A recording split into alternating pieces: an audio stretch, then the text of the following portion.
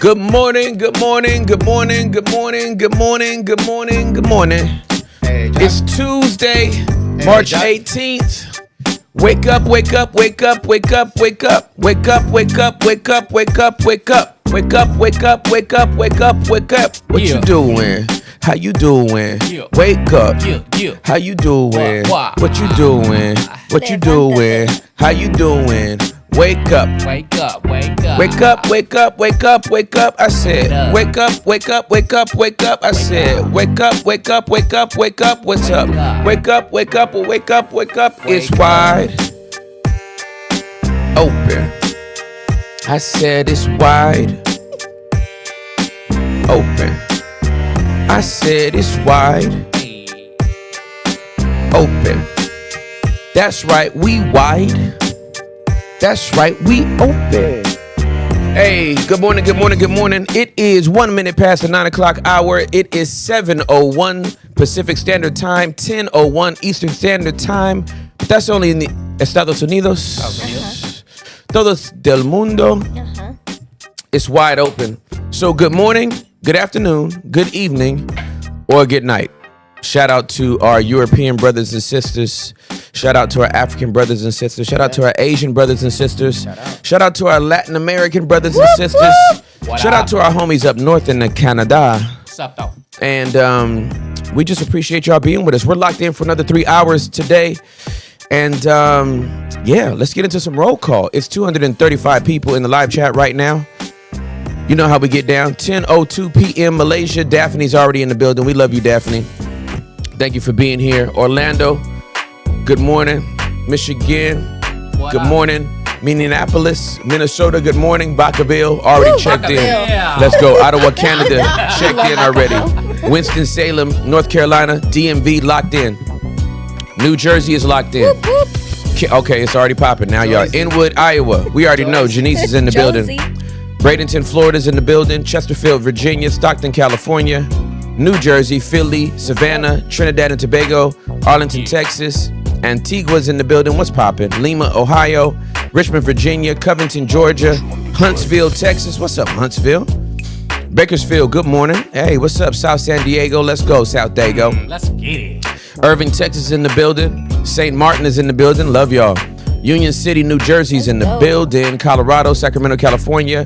Bixby is in the building. Aubrey's in the building. Kaufman, thank you for checking in. Chicago, Northwest Arkansas. Gainesville, Georgia. Bed-Stuy. Columbia, South Carolina. Johannesburg, South Africa. Olympia, Washington. Huntsville, Alabama. Hampton, Virginia. Midwest Heaven. Cincinnati, Ohio. Chicago, Houston, Texas.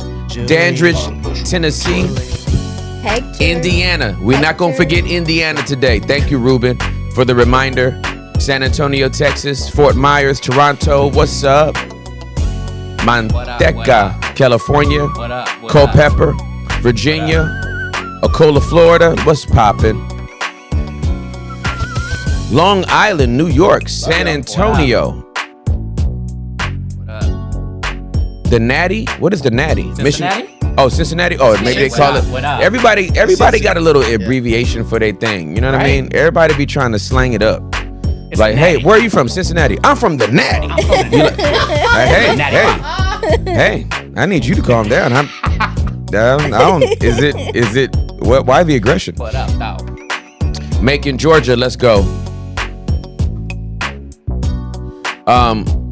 Lula wants y'all to post whatever the Discord is. She's from Macon, Georgia. Got you, sister. Lula, Got you. 1 moment. check your description. Yeah. Is it in the description? Yeah. In the description, Lululemon, we're on the way, sister. Lululemon. Garland, Texas in the building. Greenville, Texas in the building. What Georgia, Brisbane, Queensland. Amok, what's What up? up? Sarah, Brisbane. Ooh, I can't wait to come back. OBX, North Carolina. What is that? Chi-Town in the building. What up, sis? La Marque, Texas. Let's go. Buffalo, New York. Harare, Zimbabwe. What's poppin'? Windermere, Florida. The Disney gang. Okay, Tiffany. Gang. On the gang. It's Mickey and Minnie on mine. Take me with you. Mesa, Arizona. Kenya's in the building. Birmingham, UK. King of Prussia, Pennsylvania. How did that area become called King of Prussia of all the things in the world? King of Prussia. Where's that at? Oh, OBX is the Outer Banks. Oh. All right, got it. Thank you. Montgomery, I'm learning a lot about my nation just in this roll call. Yeah. You know what I'm saying? Stuart, Florida. Aretha in Abu Dhabi, United Arab Emirates. My mommy is coming to United Arab Emirates next month. Unbelievable. Nice. Yeah, she's going out there for vacation. I'm living her best life. She is a traveling widow. This girl is like, my husband died. She's been to Hawaii, Abu Dhabi. Well deserved. Yeah, she went to UK. Oh. Let's go, Yeah, Mom. she went to UK last fall. Go, Mama Ross. This girl is just, I love it. she getting all the stamps in her passport. I love it. She's like, I'm gonna see you again. But in the meantime, I'm flying. Hey, no, legit. My mom literally said, she said, my husband has died. I'm going to live until I die. That part. She said, half of me is dead, but the other half is still alive. I'm out of here. Part. Then she said something I was happy to hear, because I didn't have no time to be meeting no new dude. You know what I mean? She was like, I'm never getting remarried. She was like, I had the best. Why would I look at the rest? I was like, you keep that same energy. Yep. I don't want to hear nothing 3 years from now talking about you lonely, you want to go on a date. Remember what you said. Remember what you said. Imagine Like- me having some stepdad in my 50s. no, please. no. Like, you lonely? Just come hang out with me. Y'all, no. Ew. No, I mean, come hang out with you. Yeah. With Oh, the for sure. family. Yeah. I No. thought you was like giving a scenario like my mom, like, just have a guy come hang out with me. No. No. Doesn't matter how vulnerable you are. Like, it ain't- Hey, I'll beat up an old man. We cannot hold space for that. There's That's on my dad. I'll beat up an old man. I That's on- believe you. Hey, that's on Charles Everett Ross. I will swing on an old man trying to talk to my mom. Your mom has just been so nice, son. Daya! Crack that jaw. We need to clip that so the whole world knows, so they don't even try. Germany's in the building. What's up, Conrad? Yeah, stepdad at 50 don't seem right. I agree. That's why it's not happening. I'm the one said it. You agreed. I agree with you. Agreeing with me. Hey, nigga, I just want you to know I agree with you agreeing with me. Fresno, California. St. Petersburg, Florida. Katrina's birthday! Happy birthday to you. Happy birthday to you. Happy birthday, dear Katrina. Happy birthday to you. Feliz cumpleaños. We love you, Katrina. Thank you for locking in with us this morning. Like that Hope you name. have a beautiful day. Hope you're reminded all day of how loved you are, how adored you are. Eat something nice, not too unhealthy. You know how I get down. Hawaii is up in the building. What's up, Misha? Is my wife? Is she allowed to date? Is my mama allowed to date? She's allowed to go out with a platonic friend. Hey, man, my daddy this is triggering. Calm down with these questions. Don't be asking about my mama dating nobody. She's allowed to go out with a guy who's her friend. Way I always want to go. And I don't care if y'all want to even know how this can come off the dome. Been doing this for 2.5 years from my home. Okay. I don't care. Oh, okay. It went off. Did it cut off? It's cut off. No. I'm good. You know what I'm saying? I just had to let y'all know the brain still works a little bit. You're too good at this. You know what I'm saying? I really appreciate it, Holy. You know what I'm saying? I just be trying out here. You know what I'm saying? I know what you're saying. You know what I'm saying? I know what you're saying. You know what I'm saying? I know what you're saying.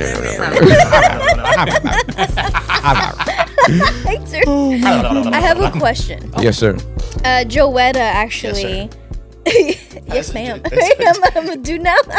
Dude looks like a lady. Anyways, Joetta was saying Tim, what if it was Denzel Washington trying to hit on your mom? Oh. Would you allow it then? No, not at all. Okay. Because Just he's curious. married to a Pauletta. Ew. Okay. So then I'm gonna have to crack Denzel's jaw, as long as he don't still know the moves from Equalizer. You know what I'm saying? Hopefully that was just for the movie. He don't break my arm when I swing at him. And then hit me with some son. Son? I don't understand what the problem is, son. I like your mom. Your mom likes me. I don't see what the problem is. This is something that I want to do. And if this is not something that you want me to do, this is something you need to talk to me now. Pauletta's dead. Your dad's dead. Oh. Wow. I like your mom. What's going on? Sounds like Denzel. No, it's that, you know, it's whatever. Shout out to 657 people in the live chat. I love you guys so much. Thank you for rocking with us a little bit. Yeah. Okay. What do we get into today? What's in the news? What's in culture? What are we talking about today? I had to catch up on some sleep last night, so I didn't get a chance to look at nothing. Okay. Nothing. Nothing. I didn't get a chance to look at nothing. Come on, Max. Oh, it's so funny. Got some Q&A questions here if you wanted to hit these as well. Was there anything in the news though? The news, though? I mean, you definitely. Yeah, You saw that mugshot? Yeah, I did. I'm not saying nothing. I'm just saying if you saw it. Hey, We gotta talk okay, about so yeah. We talked about this a little bit yesterday, but here's the thing. We talked about Robert Morris yesterday. Had no idea he was turning himself into authorities. At all. Zero. So, like, before we even got off the pod, Dallas Morning News and I think some other outlets had already put up his mugshot. That was not cool. That's a picture. Heartbreaking to see that picture. You know what I mean? Obviously, he's posted bail and he's waiting trial. It wasn't like he turned into a fugitive and tried to run away. Right. You know what I'm saying? Like Well, they took his passport. Who took his passport? The Oklahoma. It was in that article. Okay, but Robert Morris wasn't a flight risk to begin with. You know what I'm saying? Yeah. I'm trying. Like Robert Morris wasn't trying to escape anything. Right? You know, again, whatever these criminal charges are, that's a different thing. And listen, when you give your life to Jesus, here's what I want to extract today. We talked about him yesterday. If y'all want to know my thoughts on Robert Morris, former pastor at Gateway Church, and his significance in my life, and how I'm holding that tension with the situation that he has to walk through in Oklahoma, and the abuse charges, sexual abuse charges against him from Cindy Clemenshire. That's yesterday's episode. Here's what I would like to extrapolate and talk about today. You can give your life to Jesus Christ, repent of all your sins, be living a great life, and still have to pay for stuff you did in the past. You could have never reoffended. You could have never robbed a bank again. You could have never done any of the things, right?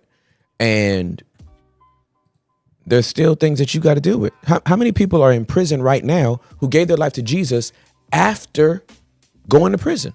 A grip. Hundreds of thousands, if not millions, right? Did any of them get their sentences reduced? Nope. Right?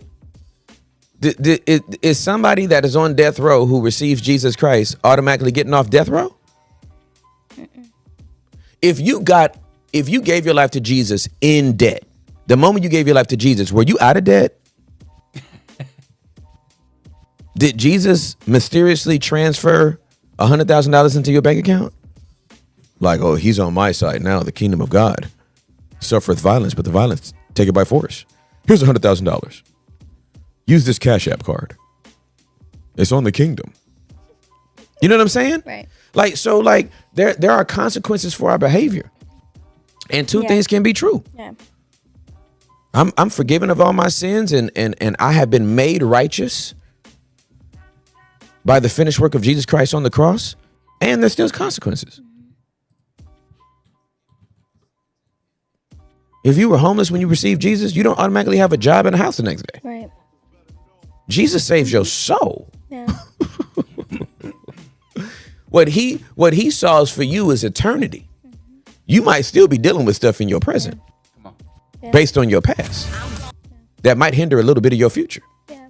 Like, so I just need people to remember stuff. You know what I mean? And so I'm praying for everybody. Yeah. Yeah. I'm praying for Cindy's family as they go through this trial. Cindy has to relive all of this. Mm-hmm. I think she might be in her 50s or 60s now. Well, yeah, she's in her 50s. She has to relive all. She has to relive all of this, man. That's a. Yeah. Hopefully, she's done enough work that she's just retelling it at this point in her life, and she doesn't have to actually relive it. But this stuff might be painful, especially on a public platform, to have to hear, because this is probably going to be public. Oh, for sure. This is some old court TV type stuff. You know what I'm saying? This is different. This is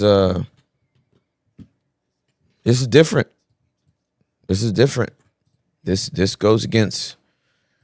This is a multi-layered thing. This is not just on a church level. Like, you know, the people that have been going through church hurt, get them. You know, yes, finally justice or whatever. But it's multifaceted, man. I'm not only looking at this from the church dynamics. I'm looking at this from racial dynamics. This is a white man, right? This goes into the whole white male patriarchy, hierarchy, privilege thing as well. And so on multiple fronts, this is going to be something that will be examined and talked about. And for people that love Cindy, and for people that love Robert, for people that love the Morris family and household, this is, and for all of my homies at Gateway Church, for all the people that attend Gateway Church, a church that's already trying to heal and move past just the fact that they lost their pastor and the way they lost their pastor, to be, because we're only coming up on a year, right? It's been less than a year. I know that. Well, my in the brain, summer is when it happened. yeah, June is Yeah. when it will be a year. My brain can't even fathom that it hasn't been a year yet. This seems like it's been dragging for at least 2 or 3, and we ain't even up on a year yet. Yeah. That's how much of an emotional toll it's taken. So, Dios mío, Lord Jesus, cover us all, because this is about to be, we about to be hearing this for a long time. So it is what it is. Shout out to 830 people in the live chat. Thank y'all so much for joining with us. That's right, Jacqueline. It's going to open up old wounds. For sure. President Donald Trump has announced that his administration will release approximately 80,000 pages of redacted documents related to 1963 assassination of President John F. Kennedy. This release is scheduled for today, March 18th, 2025, fulfilling a campaign promise to enhance transparency regarding historical events. The assassination of President Kennedy on November 22nd, 1963, has been a subject of extensive investigation and speculation, despite the Warren Commission's conclusion that Lee Harvey Oswald acted alone. Psych. Numerous conspiracy theories have persisted in response to public interest. The President John F. Kennedy Assassination Records Collections Act of 1992 mandated the release of related documents by 2017. However, some records remained classified due to national security concerns. As soon as they, I'll have to read through it. I will come back to talk about this. This happened while my mama was a teenager. And this was unprecedented for the 20th century. And because my mom has told me so many stories about it, and my dad told me this as well, I still have an interest in. I don't expect to learn a lot more, but if there is something there, I want to know it, and I think the nation deserves to know it. Now, these jokers knew from the time Kennedy got assassinated what happened, and they basically said we will wait 50 to 75 years before we let everybody know what really went down. 50 to 75 years. What was their tactic on that? They wanted the generation to die off. I see. You know what I'm saying? Yep. Mm-hmm. Who's left? I see. Robert F. Kennedy Jr. Mm-hmm. John Kennedy Jr. died in a plane crash years ago, right? Mm-hmm. On his way to Martha's Vineyard. That was mysterious. Mm-hmm. Obviously, Jackie Kennedy Onassis is dead. Like they just wanted to cycle through, obviously, that immediate generation, the next generation, and sometimes the generation after that. Because if it was supposed to be divulged in 2017 and then they waited because of national security concerns, why would they wait another 8 years? So yeah, man.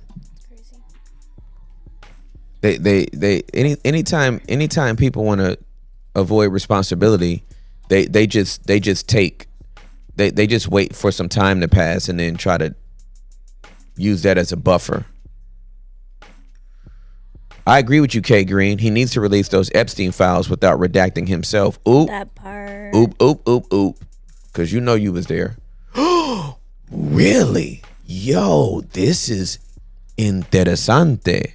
This is a store from my youth. I didn't shop there. Yeah. But this is just interesting.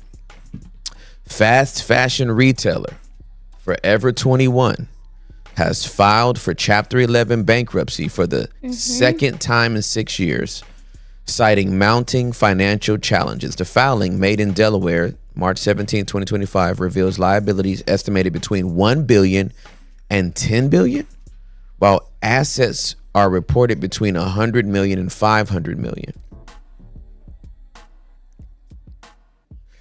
Who? Okay, scroll up because this camera is in my way. Oh, I'm sorry. Maybe scroll down. Maybe I said the wrong thing.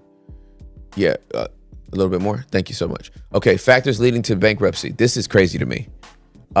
Intense competition. Forever 21 faced significant challenges from online fast fashion retailers like Shine and Temu, which leveraged the de minimis exemption, allowing duty-free imports for packages under $800. This loophole has shifted retail dynamics, contributing to Forever 21's decline. Yo, the company struggled through rising inflation, supply chain disruptions, and reduced consumer spending, further exacerbating their financial woes. Store closures. Forever 21 plans to liquidate its U.S. operations. Wow. It's crazy.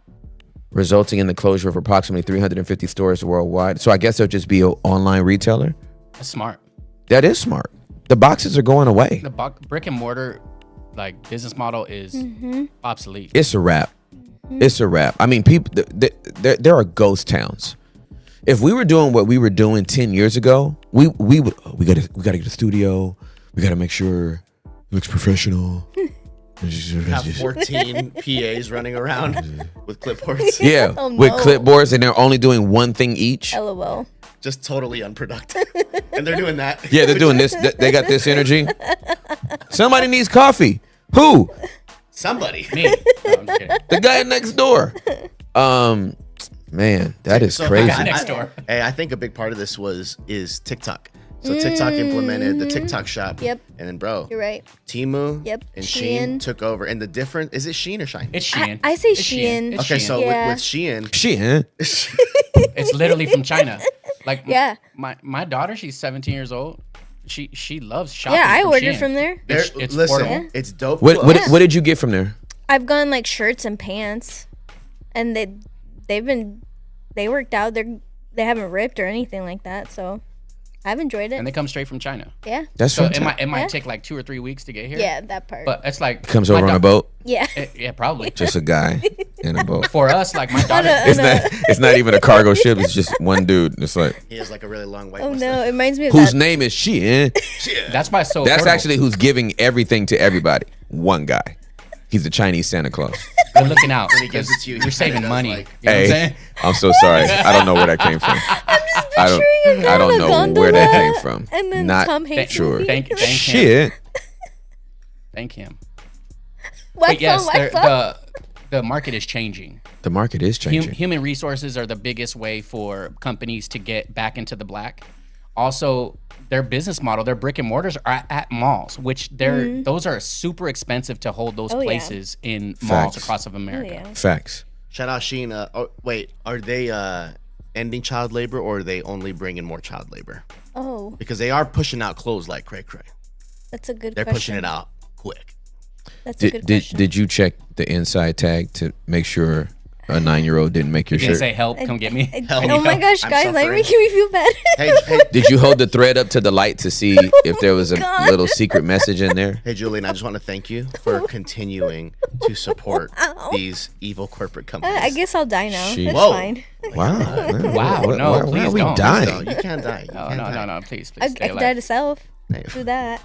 Die to self. That was the churchiest thing Kill she'll the say flesh. today. Gotta confirm killing the flesh. I mean, she remixed that so fast. She was like, "I'll show you how holy I in Christ like I am. No. I'll die to self." I like being corny sometimes. It's okay. Shout out Cheyenne. But wait, he does this little head thing. How do you do it? Cheyenne. Shit, yeah. Can I get a couple of shirts and a couple of socks? Shit, yeah. Does your daughter get like stuffed animals from them? Squishmallows? Yeah, Squishmallows. My brother gets No, she Squishmallows cops from them there. from the. Oh, okay. She cops them from the expensive store. Okay. What's it called? Squishmallows. They're Squishmallows? so cute and so comfy. And what is this? They're like Pull it up. We're gonna pull it up. We're gonna, Yeah, they're we're gonna pull it stuffed up. animals. There you go. You've seen them. We're gonna pull it up. they're adorbs.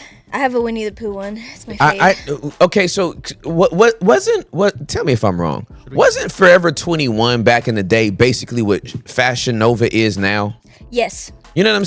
saying? Wasn't Oh, yeah. it like you Oh yeah. I you- went there all the time. you just go cop. I mean, now A nightclub dress. Forever Yep. 21's been around since I was a teen. Since you was 21. Really? Wow. Since I was 20. Since I was 21, you know what I'm saying? Yeah. And you went to the club, you Oh, was yeah. like, that's Forever Oh, yeah. 21 right Oh, there. yeah. You know what I'm saying? Like, yeah, go ahead Absolutely. and Go to Go the ahead. mall. go ahead and come over here real Tag. quick. You know what I'm saying? Go to the club. Tape that napkin, put your name on it real quick, and put your phone number on it. Cheyenne. Does anybody want a squishmallow? Better now? They don't know. Better now? Okay, wow. Tim Rivers. Better now? Better wow? That's she, eh? My daughter has all of these squishmallows, by the way. You want one, Tim? What's the thing called? A squishmallow? Squishmallow? Oh, like a marshmallow, but it's a Yeah. squishmallow? Or a It's squinkler. pretty cute. I don't want that. We can get one for the Tesla. Yeah, like a Hemtora Tim, one. look, it's you and Juliet. Look how cute. Aww. And that's us. That's the team. That's us. That's the team. Hi. Wait, which one are you? Who are these other two people? Ooh. Where? He's like, That's- There's only 4 of us. That's that's a picture of Eunice. 6. And- that's Sam and JB, bro. No, it's Eunice. I'm dead. Y'all play sick too of us. much. You love us. You love us, and you can't get none, and you don't want none, because you love us. Hey. And I have a lollipop, and you don't have one. You don't have a lollipop, but I have one. That's that 6-year-old you just want to punch in the throat because they won't shut up. Oh. Wow, you want to punch me too? No. The Hey, I 6-year-old. don't know what you're doing today. The You're doing like 6-year-old. some reverse psychology right now. You're throwing bait, and as soon as Really? we get close, you like stab Oh, us with a really? stick. Oh, wow. it's I'm great. on one today. Good It's because job. I hang out with you guys too much. That's why. You're just getting So quick. funny. You're getting quick with it. Is what I'm saying. Vulnerability is your superpower. Amen. Amen. Come on now. Come on. Y'all are funny. Amazon reported net sales of. Oh yeah, we already did that. We did. Yeah, we did. Oh. Like, yeah. Amazon's making a bunch of money. Okay, got They're it. making a grip. How about that? Amen. Wop Diddy. Did you say Wop Diddy? They're making a Wop Diddy. Shout out, Diddy. Shout Oh, out Diddy. God. Oh, Shout God. out Sean Puffy. Wop Diddy. What is Wop Diddy? No, they're making Wop.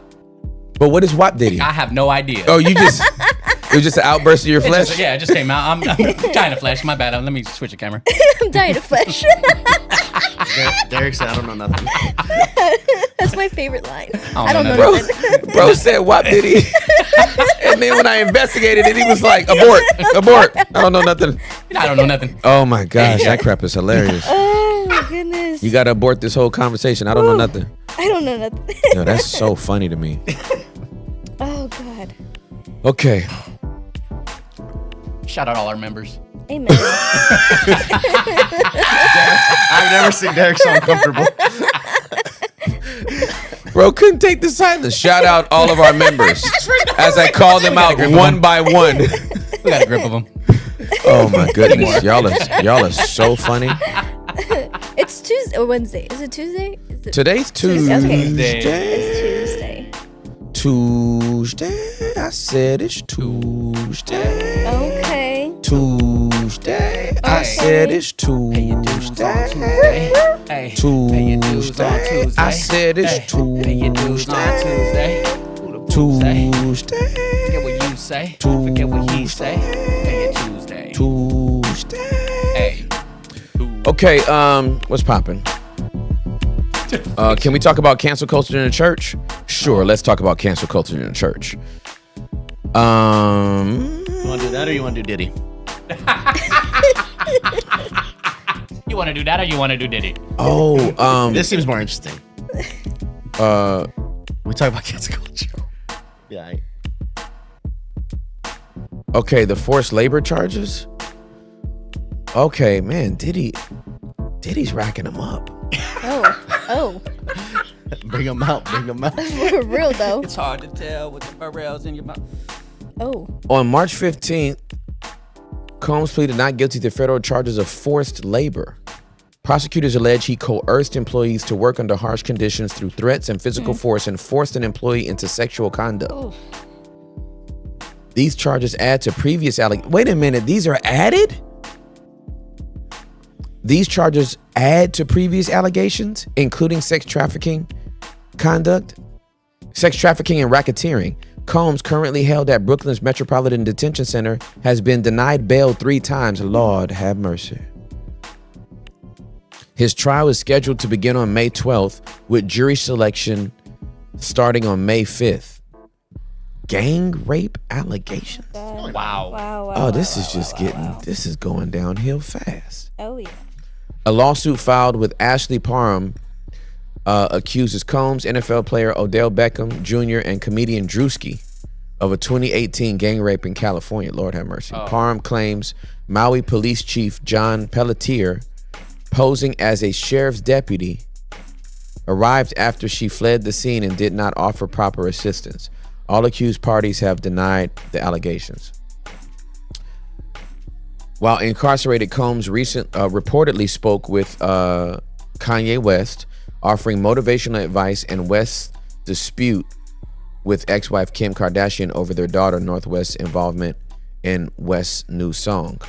Combs encouraged West to focus on music and performing, advising him to disregard distractions and find joy in his craft.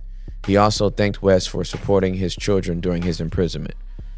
Combs maintains his innocence in all legal matters and awaits trial. Lord have mercy. Okay, so here's one of the reasons why I just want to live right.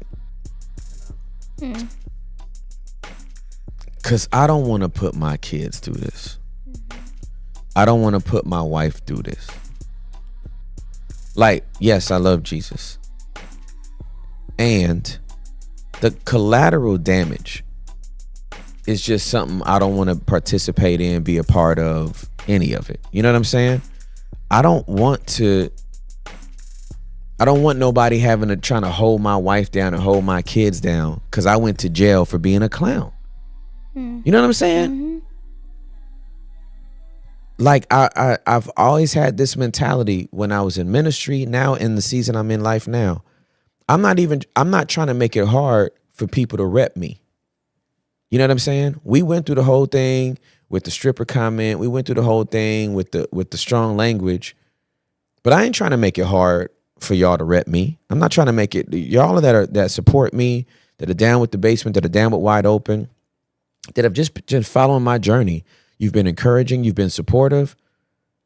I don't want to bring a reproach to God, Juliet, my wife and kids, my extended family that I work with, my friends, and then you all, our listeners, our viewers.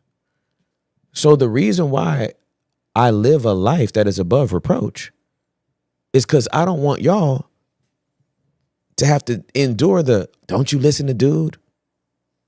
Right? Now we already had to weather our little storm. Like I stood on my laurels and on my principles when it came to calling Jesus a stripper and when it came to me using strong language. Because it's not a sin and it's not something that I'm going to allow the little small C church to punk me into a corner on when I know this is what I believe. Like I can stand on business when it's something I believe, but you ain't gonna catch me on no damn porn tape. You ain't nobody about to pop out the bushes and be like, I'm Tim's side chick.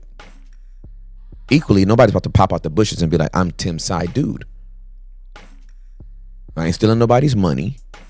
You know what I'm saying? Mm-hmm. You ain't gonna hear no reckless audio of me talking crazy in a way that disparages Jesus and anybody else. Like I live with that every day. I walk through the airport. Some people, we catch eyes. I know they know who I am. I know they notice me. Other people are kind enough to say, hey, how you doing? Whatever. Can I get a picture? Blah, blah, blah. But you got to live your life above reproach so that other people ain't got to come take care of your kids. It's my responsibility. How dare I do something that takes me out of being able to take care of my family and now Preston got to come take care of my kids? Send my wife some money. Nah, man. Y'all got me twisted. It ain't happening. I ain't doing it. It's a great place to be when your heart doesn't have to palpitate. When we start reading very crazy records like this, there's a lot of guys out here who are afraid to talk about things like this because they probably have their own skeletons. And there's guys who talk about it strongly because they are hiding something. So it could be both of the extremes. And I love that when we're able to talk about such harsh and terrible things, everyone's regulated in the room. That's good. Well, I'm glad you brought that up. We were talking with our friends last night.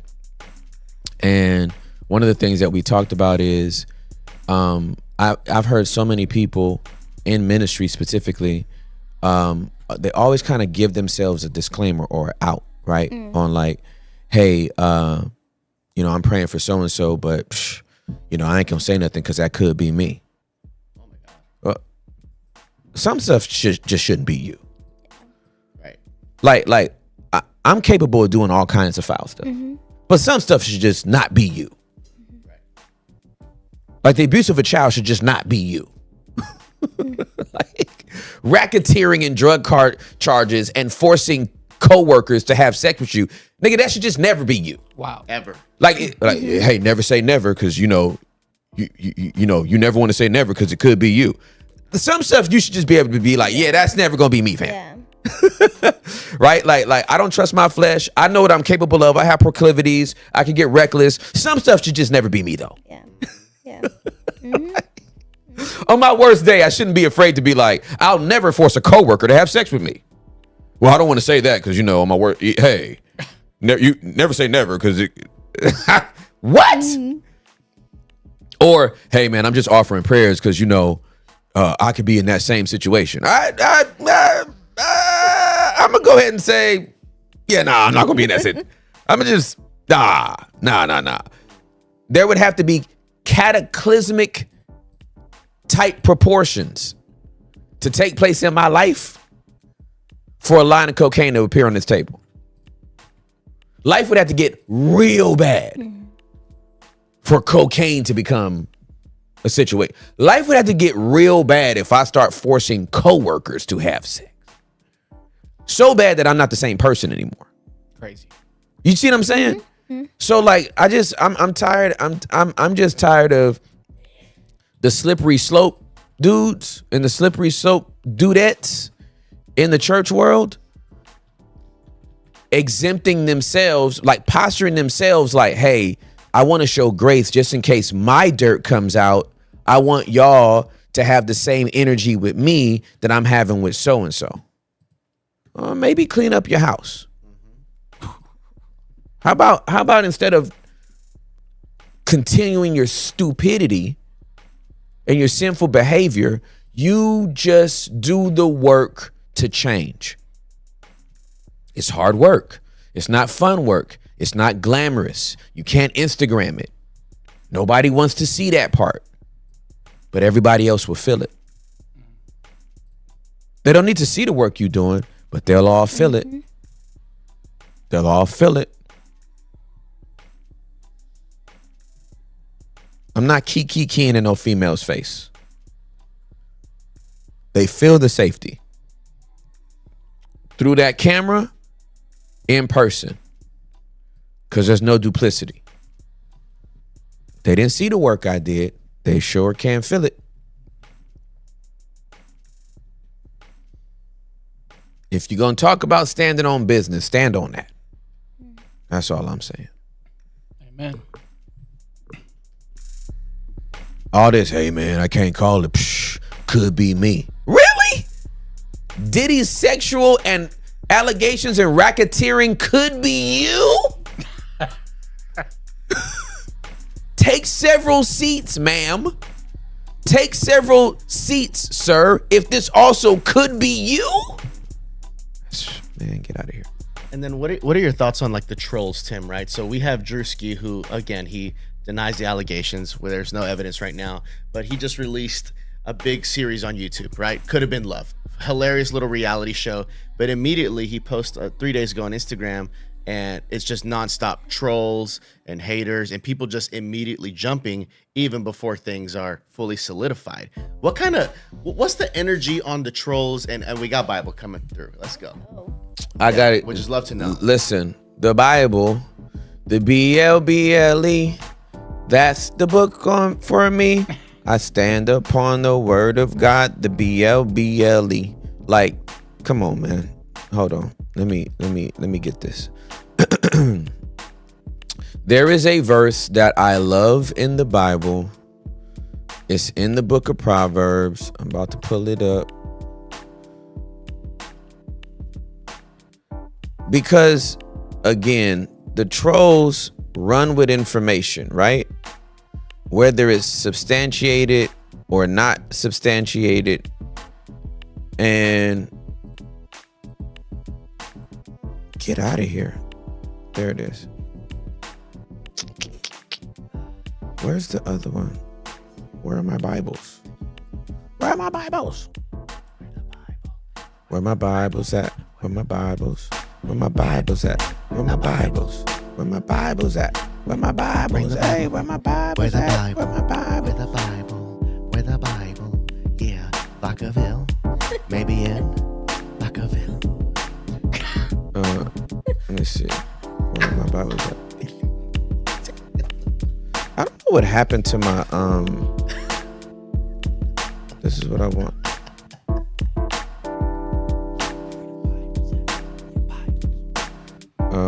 Examination. Oh man, it's in the NLT. NLT.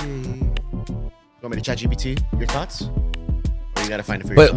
But it's nah, my I don't know why my Logos app is no longer giving me. You know what? It's probably because I have it in Spanish. Español. This is the situación. Mi situación es I have this in Spanish. Dude, Derek's and as a result, it's just not coming up. Anytime Derek gets uncomfortable, now it's gonna be shout out to the members. You're roasting me in the chat right now. Oh, my contacts went in my eye. Why? Okay, hold on. You said your content. Lord, I need you. Lord, I need you. My contacts in my eye hole. I mean, it's Okay, we got supposed it. to be in your eye, no? Nope, Saved. don't got it. Okay. Don't got it. It's in the brain. Oh no. Okay, and Proverbs and. You can go to camera 1, bro. Okay.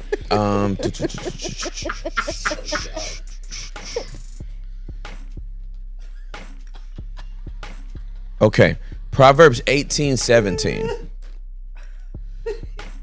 Proverbs 18:17. Okay, I got it. Oh, here it is. I don't have it.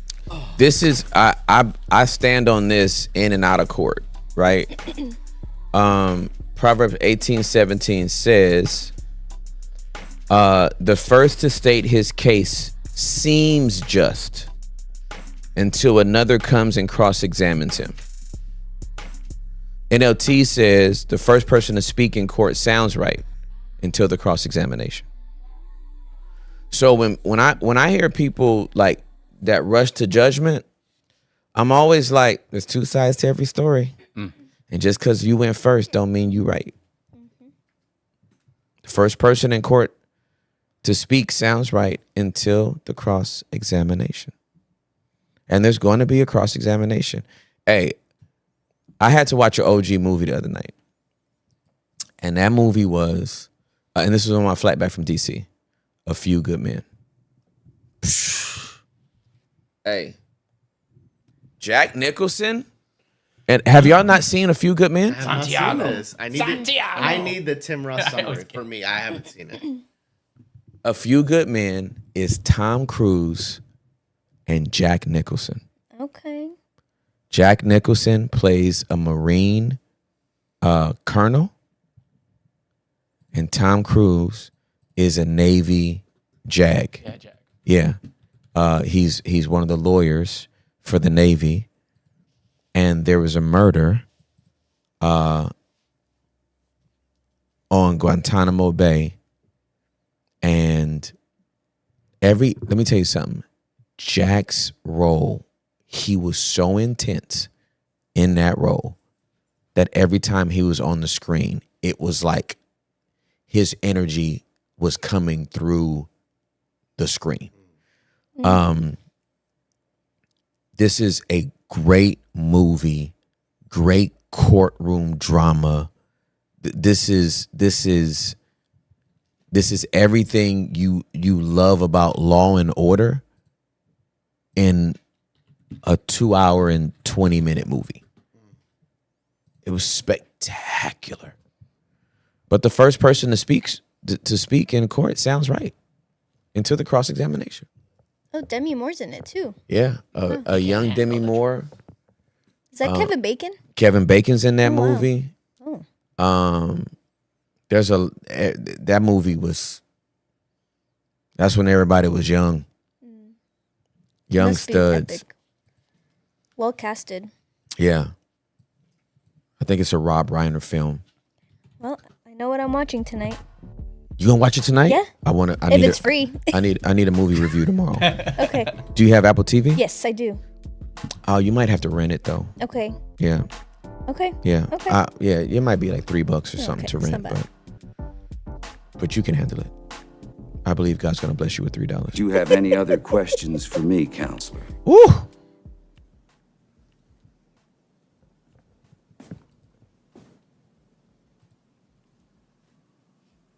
Lieutenant Kathy. Hey, this is.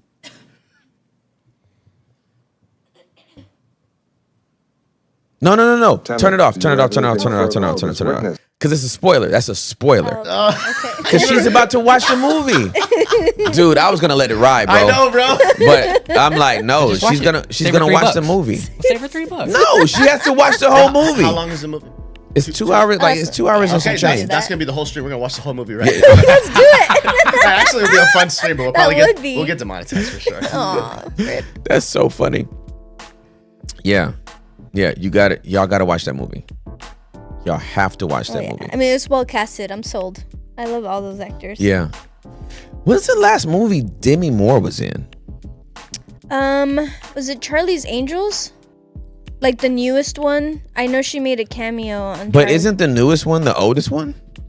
with Kristen Stewart and but that was years ago though. That's what I'm saying. Like, it wasn't recent.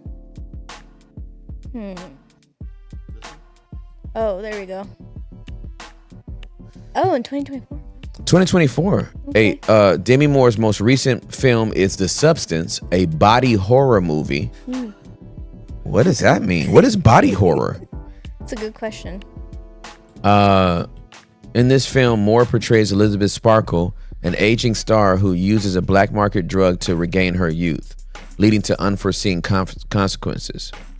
Oh, this is pretty gross. A body horror movie is a subgenre of horror, focuses on the unnatural transformation, degeneration, or destruction of the human body. Oh. Often exploring themes of biological horror, organic horror, or visceral horror. I don't like it. That sounds really terrifying. I don't like it, mommy. Take it away. I don't like it, mommy. Take it away.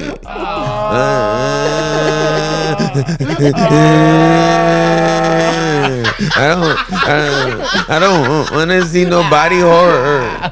I don't want to see body horror. That makes me feel weird. It. That was triggering. That was disgusting. Shout out the members. Is it like Centipede, like that horror movie Centipede? Human centipede. That's Yeah, the human. Thank you, the human centipede. Yeah, that was gross. That scarred me. we got to confirm scar. Oh man. Yeah, it's too much. Confirm trauma. It's too much. It's much too much. It's much too much. Much too much. Yeah. Okay. So body horror. I'm not into that. So what you watching tonight, Tim? That's the question. Um. In and Out too. Just kidding. Just kidding. Tonight. What am I doing? Have you tonight? done your annual Goodfellas watch yet? No. No. It's still early. I watched Heat. I watched Heat on the plane. Casino. Oh, of course, Casino is in there. Incredible. Casino's in there. Goodfellas is in there. Actually, we're watching a series on Netflix right now called How to Become a Mob Boss. Okay. And it just is profiling. It's only 30 minutes. It's like Julia and I needed something quick, so we go to bed earlier. Amen. And like it's profiling these really notorious gangsters and mobsters. Yo, there's a guy, I think it's Salvatore something, who lived in Sicily. He had between 800 and 1,000 people murdered during his reign as the boss. And he took out all the other bosses. Like What was, please remind me the name of this gentleman. Salvatore something. If you pull up How to Become a Mob Boss, it should tell you all the people they profiled. Frank Lucas was in there. Wow. Yeah, they got on a bunch of these people. It was pretty interesting. Yeah. Peter Dinklage does the voiceover. He like narrates it because it's a documentary. Does it show everybody that's in it? All the people if you scroll down? No, it doesn't. Yeah, Capone's in there, Pablo Escobar, but the dude from Italy, man. Wait, Pablo, what? Hitting home right there. Yeah, there you go. Yeah, hitting home. Hopefully that. Let me see. Did if you go back, I think you. Back to chat. No, not back to chat. Just back to the page. Okay. Capone, Frank Lucas, Salvatore. You're right. Toto, Rihanna. Yeah, Salvatore Rihanna. That dude, he puts everybody else on this list to shame. Everybody, even Pablo. Wow. Unbelievable. The last one we watched is John Gotti. John Gotti, literally. John Gotti, just that dude, that little guy right there. That little guy right there. That dude right there. His reign of terror was so crazy. When I tell you he had everybody killed. Wow. What that?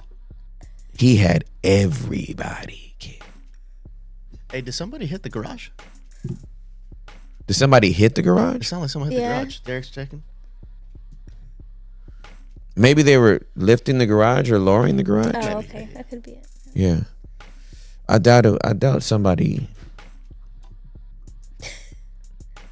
But if somebody's trying to invade the territory, They die. This is reminding me. Tom Hardy has this movie. Venom. No, where he's a twin. No, where he's a twin. I'm curious to see. Of all the Tom Hardy movies, space for Venom. Venom. God, dude. Oh my gosh, no, where he's a twin and they're like in the mafia. Is it? Oh, it's Legend. Legend. Oh my gosh, I was hooked. That's Good an movie. amazing movie. I've seen that movie. That and The Accountant's one of my favorite. Some Yeah. of my favorite movies. It's Ooh, amazing when these guys can play two characters, Yeah. same screen. crazy. Jim Carrey pulled it off. With Sonic 3. oh, okay, I haven't seen it. He plays his character and the granddaddy. Oh, okay. Yeah. Okay. And they interchange with each other, and it's Eddie Murphy is like the master at this too. oh my goodness. Bro can be Eddie. 7. Oh yeah, the Nutty Professor, Bro, right? And mostly all his yeah, movies, he yeah. is 3 different Yeah. characters. Yeah, and Yeah, that's he's true. been doing this since the beginning. I mean, this is going back to Coming to America. Yeah. Yep. You know, Yep, he yep. was Eddie was a supernova Yep. of talent. I have to ask, do you have any favorite Chick-fil-A? Chick-fil-A? I almost said Chick-fil-A. That's why I stopped. Chick Do you have any Chick flicks. favorite Chick-fil-A that you like to watch on TV? Chick-fil-A. I like to watch the salad with the avocado Thank you for dressing. playing along. Thank you. I like to watch the salad with the avocado dressing. Just the way it drizzles. It's like really. I can't. I like to see the salad dressing drizzle in calligraphy Oh. over the Okay. wonton noodles. Very specific. Yeah. No, what were you saying now? Do you have any favorite chick flicks? You know what? I'm not into rom-coms and Yep. stuff. Okay. Really? I was just curious. Not at I'm all. a massive Have you seen fan. The Proposal? Yes. Did you like it? Yes. Okay. Yeah. Like, yeah. Because I gotta watch some stuff with Juliet. But Don't. yeah, no, I do. I love it. And I actually Yeah. love The Proposal. That's a funny movie Yeah. to me. That was And well done. we'll watch that maybe like once every 2 years. Yeah. But like, somebody has to die in the movies I watch. Yeah. I get you. You know what I Yeah, mean? get Somebody you. has to die. Yeah. Ghost. And Ghost. Oh no, not Demi Moore and Patrick Swayze. Rip. Somebody died. Somebody died. You said somebody has to die. The Notebook.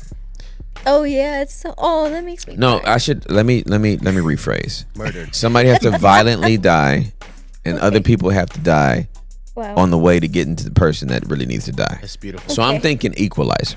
Okay. You know what I'm Track. saying? I'm thinking Rambo 1, the original one. Ooh, first You blood. know what I'm saying? I'm thinking Predator. Ooh, the Usual Predator. Suspects. Incredible. I'm movie. thinking 7. I'm thinking Book of Eli. You know what I'm saying? Like I don't want to see no aliens. I don't want to see I just want to see humanity murk each other. That's my John Wick. Heat, yes. like I told you, Heat is one of my favorite movies. I'll take a great mob movie. American Me. bro. Latino flavor? You don't like? I can Blood in, blood out? I can only watch those movies. American Me, I can only watch every maybe 12 years. Oh, That movie, hey bro, that a lot of people die behind that movie. You know that, A lot. right? A lot of people die behind that movie, I did bro. not Like, know for thi- real, I did for not real? know this. Edward James almost hasn't came out in a movie since then. Let's put it like that. Ooh. Hey, He's come here and there, but he's never been a lead actor.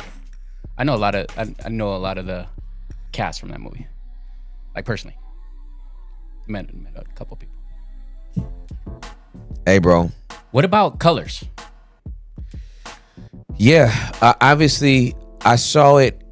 It was a part of me. You're talking about movies we grew up with. Right. I saw them then. I can't watch them as an adult. Okay. They're too triggering. American Me is triggering, fam. That movie's triggering, fam. It really is. It really is. Blood In, Blood Out. That movie's triggering. Colors, Boys in the Hood, Menace to Society. Those movies are triggering. They really are. I can't touch them. I can't touch them. I was just curious. Yeah, bro. I can't touch them. So, I mean, you even bringing it up is like, Jesus, Lord have mercy. I watched Scarface. I watched Scarface, I think a month and a half ago. It's a good movie. 21st Street, that's sad. Saw homie. Saw homie. Saw basic. Entiendes. Okay. It's 10:04. Yeah, it's 10:04. Yeah. We wide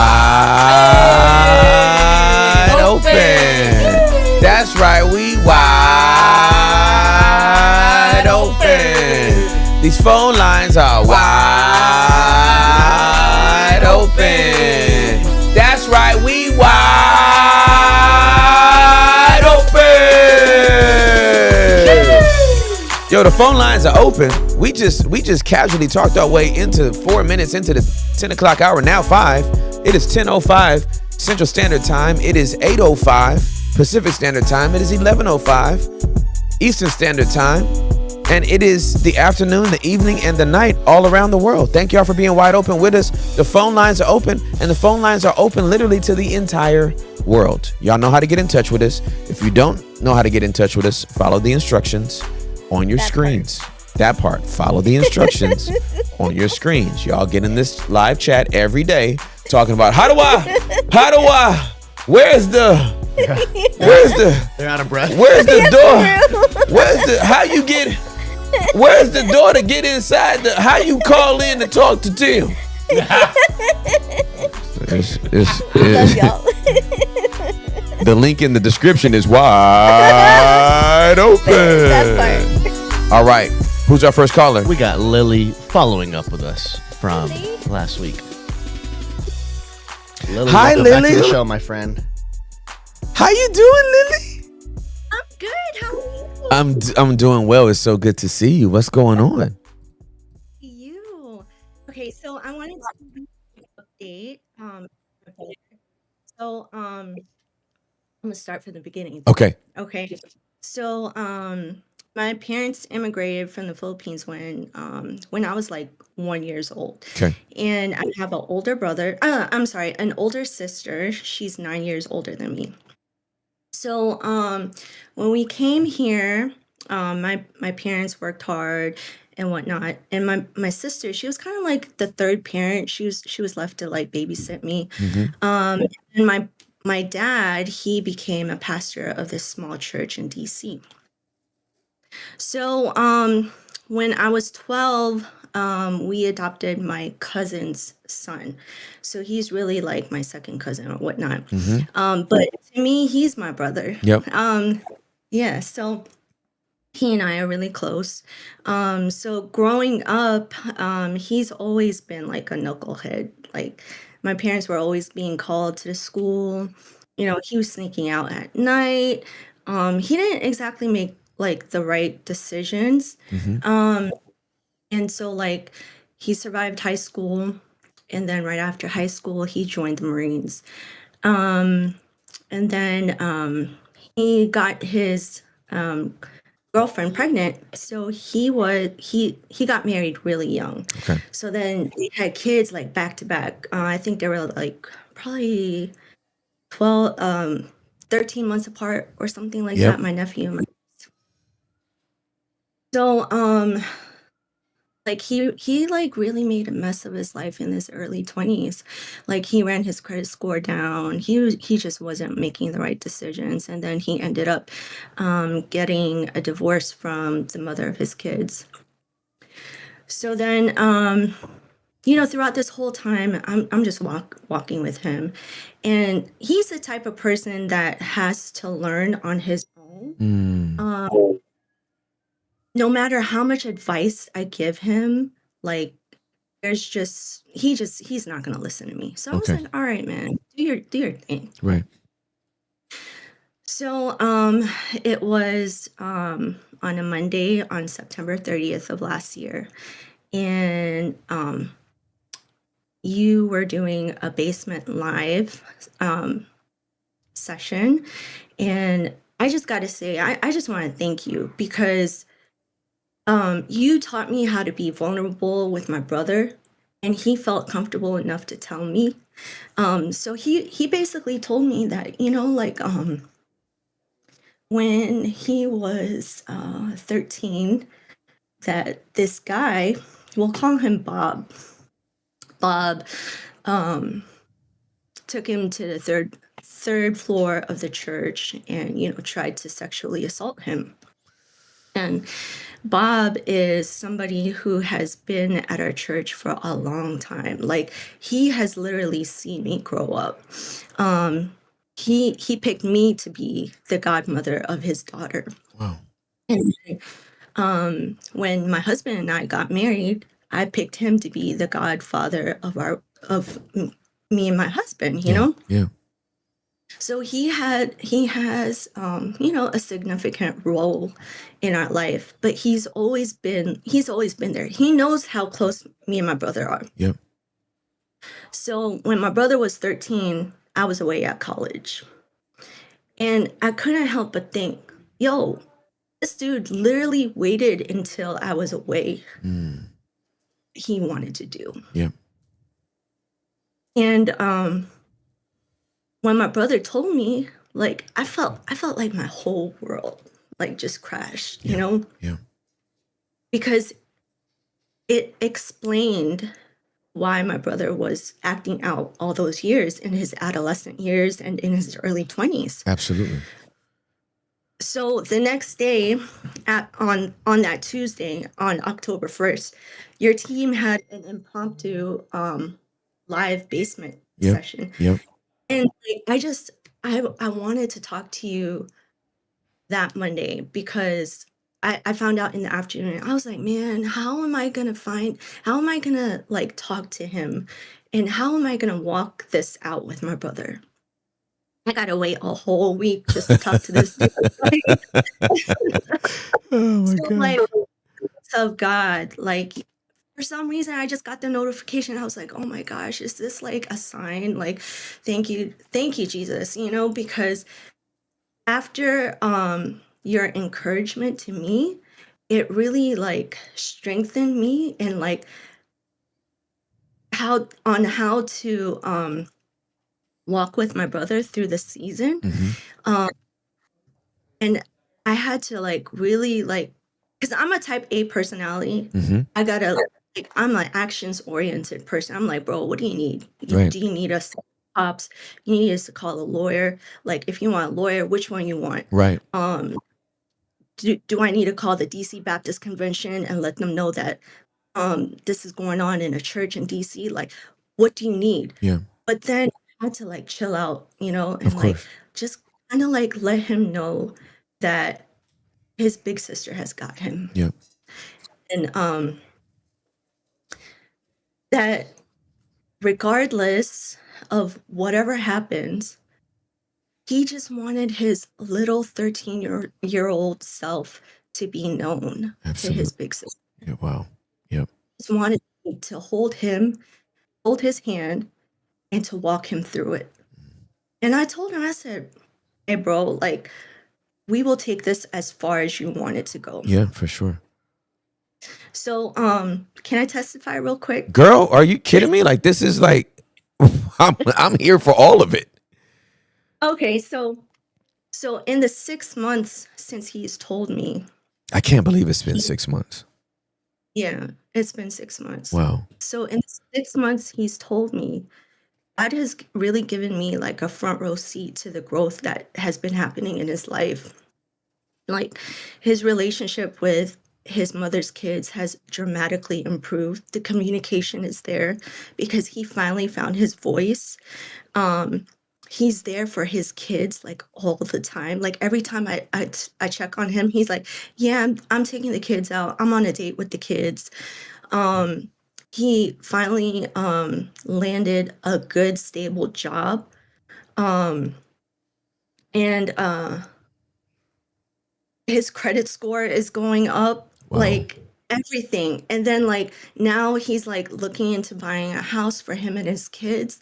It's just like God is so good. Yeah. And I can't believe the growth that has taken place in his life. And I just want to praise God, like praise God for Yes, Lord. everything. Thank you, Jesus. So, I am so happy to hear this update.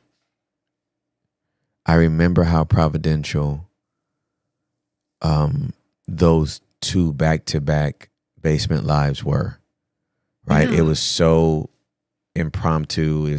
I don't even think we had done anything like that too many times, maybe twice, and maybe the second time we had ever done anything like that. And to hear this update makes me so happy because it is the power and the result of confession. yes. Like, to be fully seen, fully heard, fully known, fully loved is at the core of every human being. Yes. It's not a desire. It's not a want. It's an absolute need.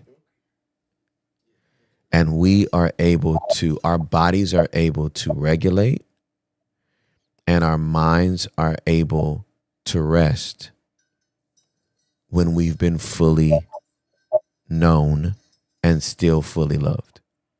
Mm-hmm. So to hear this beautiful transformation that has happened with your brother, Yeah. I just celebrate with you. Yes. I absolutely celebrate with you because it is the miraculous power of community. We all heal in group. Mm-hmm. We do not heal in isolation. We only heal in group. And you don't need 10 people in the group, Yes. right? Yes. Just like how you were telling Gabriella, that caller from 2 weeks ago, you just need the one. That's right. For my brother, I was the one. You were the one. Yeah, I was the one. Yeah. And his freedom and just knowing that you were there and that you believed him. Yeah. Because we've had, I can think of 2 callers right off the top of my head whose parents or guardians or loved ones didn't even believe them. Yeah. Why would it look? A kid can make up. There's a monster under my bed. You know what I mean? The imagination of a kid can say that you know I was flying with Superman earlier today. No kid is gonna make up a story about abuse. Yeah. They don't even know where to get that story from, except the abuser.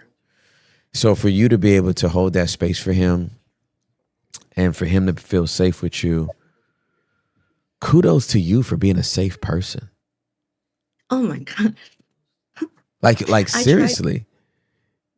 You know, it is a beautiful thing. When we become safe people, we save others. Yeah. So, thank you for sharing that. Yeah, of course. How have you And felt? How have you felt on the other side of this? so it's funny that you asked that because initially I had a lot of bitterness and unforgiveness in my heart.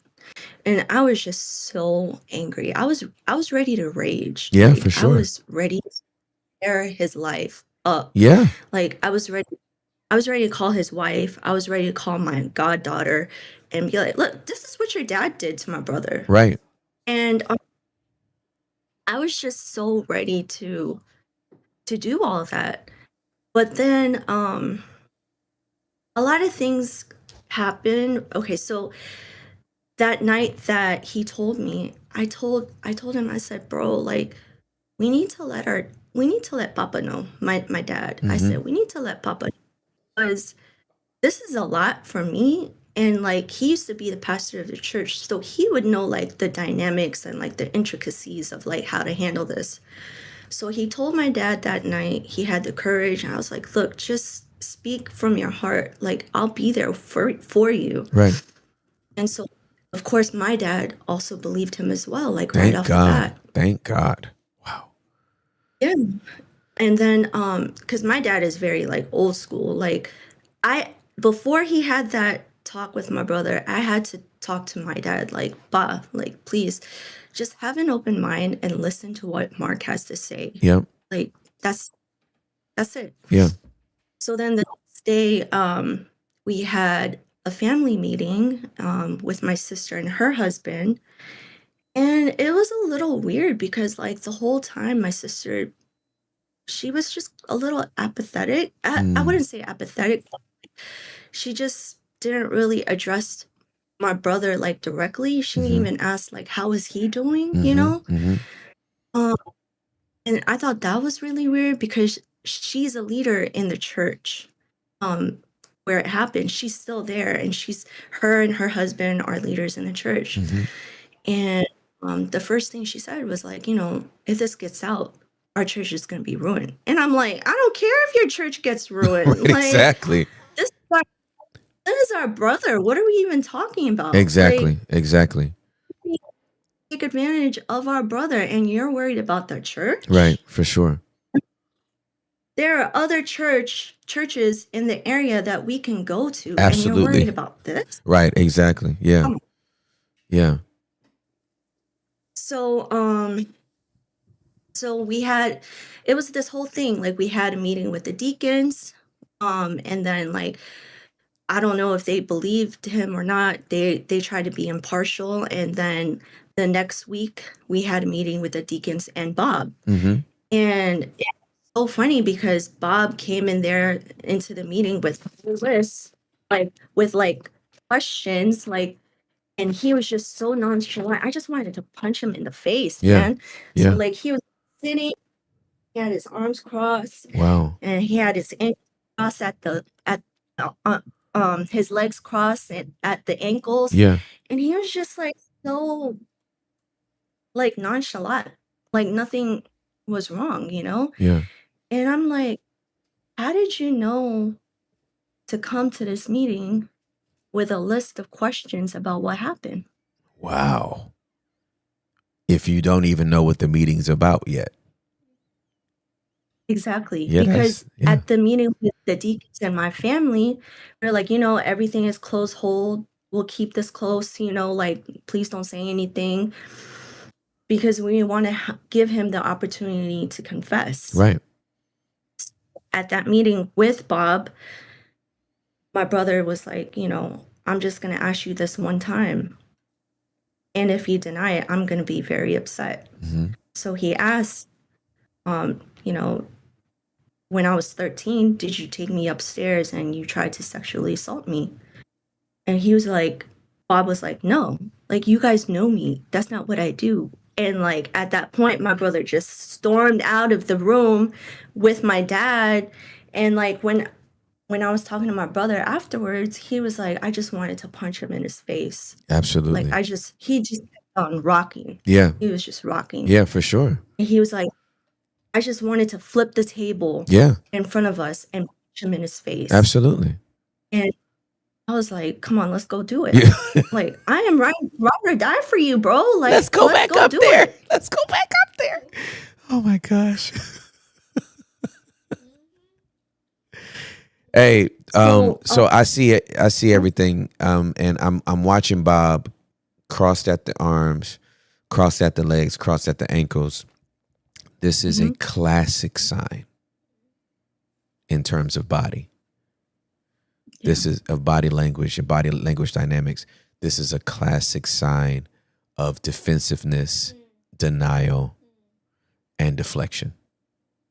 Just in his body language. So his body told y'all what he was going to say before he actually verbally said what he was going to say. Yeah. And at that meeting, he tried to like threaten us. Well, I talked to my lawyer before this meeting. I'm like, we got lawyers too. Why would you need a lawyer if you're not guilty? Well, what? Why would you not express heartbreak at the story that you have heard? If you didn't do it, why wouldn't you want to find out who did? Yeah. But to flat out deny it is an indication that, first of all, your brother ain't the first victim. Right? Nobody, like you do this because you got away with it before. That's what emboldens a perpetrator, right? Is that they did it, they got away with it. Now let's try to do it again. Right? It's the college frat boy who gets drunk at a party and just tries to hit on a girl and is used to the girls being open to it. And the first girl that rejects him, he pushes her into the wall. Yeah. Or calls her a B. Or you know what I'm saying? It's like, yeah, Bob know what he's doing. Yeah. Wow. So I'm glad you at least got to confront him. Yeah. But it went back to the whole church hurt thing. I just remember you saying, it takes a church to heal church hurt. And but us, my husband and I, we're part of a Jesus loving church. And I just felt like their arms just embraced us completely. So I just want to encourage anybody who has church hurt, find a church that really loves Jesus, because it takes another church to heal that church hurt. I'm so glad you said it. I'm so glad you said it. Oh, thank you for saying that. It's the truth. And I'm so grateful for this update. I'm so grateful you got to confront this guy, and vengeance is the Lord.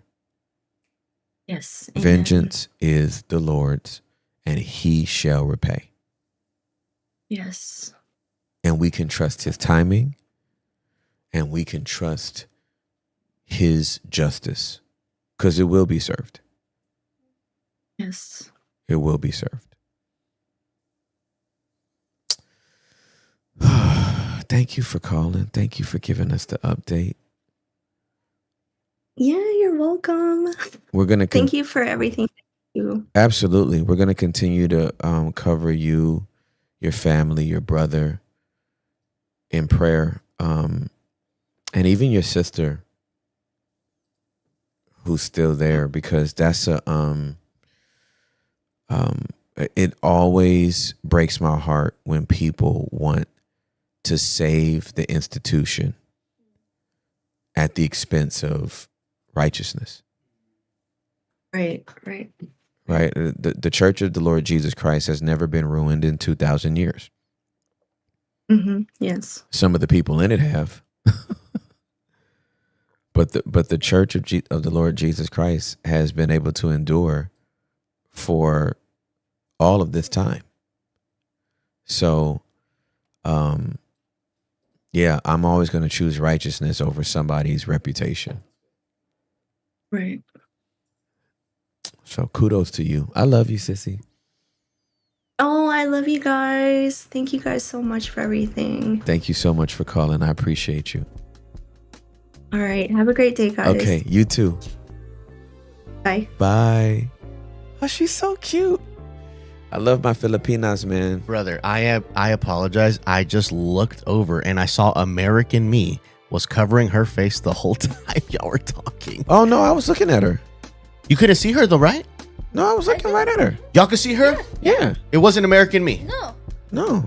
no. Okay, You're safe. understood. I You're was good. just double checking that Tim didn't have to look at American Me the whole time talking about he's triggered from it, and then I just had it the whole time. I just want to make sure I was. No, you Gucci, bro. Okay. You Gucci. We have one more follow-up caller that's pulling up on us. It's Janice. Okay. It'll be the first two. Let me call her back. She was calling a million times and she thought we ghosted her, so she's ghosting us now. No. So happy. No. I'm so happy Lily called in with that update. Yeah. Janice, Hello. are you there, my friend? I'm here. What's Welcome up, sissy? back. How you doing? I'm okay. How are y'all? We're doing well. What's going on? Good. We're good. So I'm not calling with the update or testimony that I was hoping to be able to call in for. Okay. I need a little bit more help. Okay. So I talked to you. I don't remember what episode this is, but it was episode 8 Okay. that we spoke last. Okay. Of Wide Open. Okay. So it's been almost a month now, or maybe a little over. And a lot has happened since we talked. And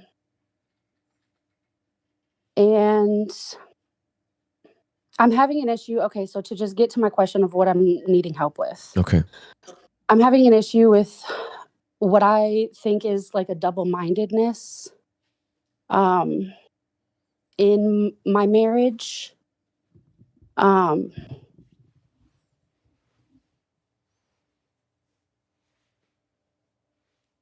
Of knowing what to do, how to do it, setting appropriate boundaries, which are not supposed to be punishments for the other person, but they're supposed to be protection for me. Mm-hmm.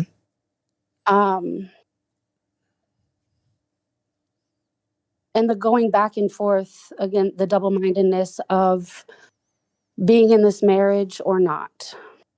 Okay.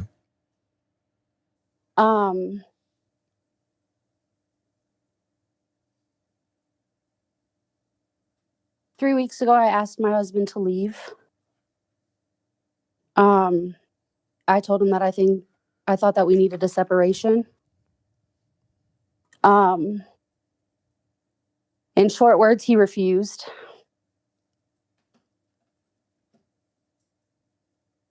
And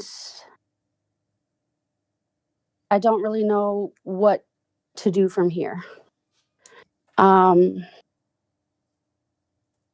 Leaving for me is not really an option. I mean, I work 3 blocks away from my house. Mm-hmm. You know, I'm the primary caretaker for my kids. You know, the keeper of schedules and meals and all the things. And some of that also might just come from trauma my mom left Okay. when I was a teenager. Okay. And so it's one of those, like, I learned more of what not to do for my mom than what to do, if that makes sense. Yes, it does. So that's not, for me, it just feels like not an option. Okay.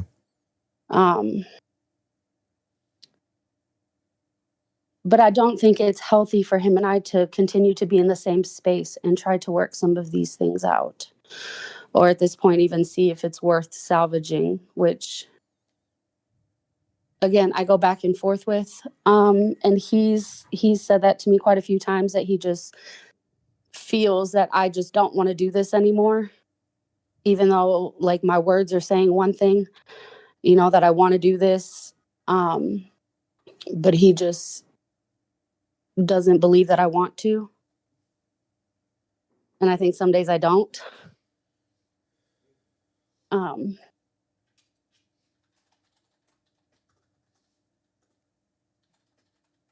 And so I don't know what to do from here. What was the reason that you gave your husband for the separation?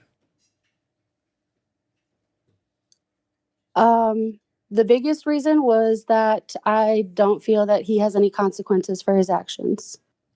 Primarily his transgressions against me, essentially. Which porn has are? been a big Which are? porn has been a big issue. He likes to say, he's not hiding anything, he's not covering things up, but he's also not disclosing things. Like, if I go through his phone, like, I'll find things. Mm-hmm. And don't say things. Name it. I will find the websites. Mm-hmm. I have found him messaging people on Snapchat, liking and, sending the emojis, for their half-naked pictures. Okay. That's been kind of a reoccurring thing throughout our marriage. Okay. This April, we will have been married for 14 years. Okay. We have 4 children. Mm-hmm.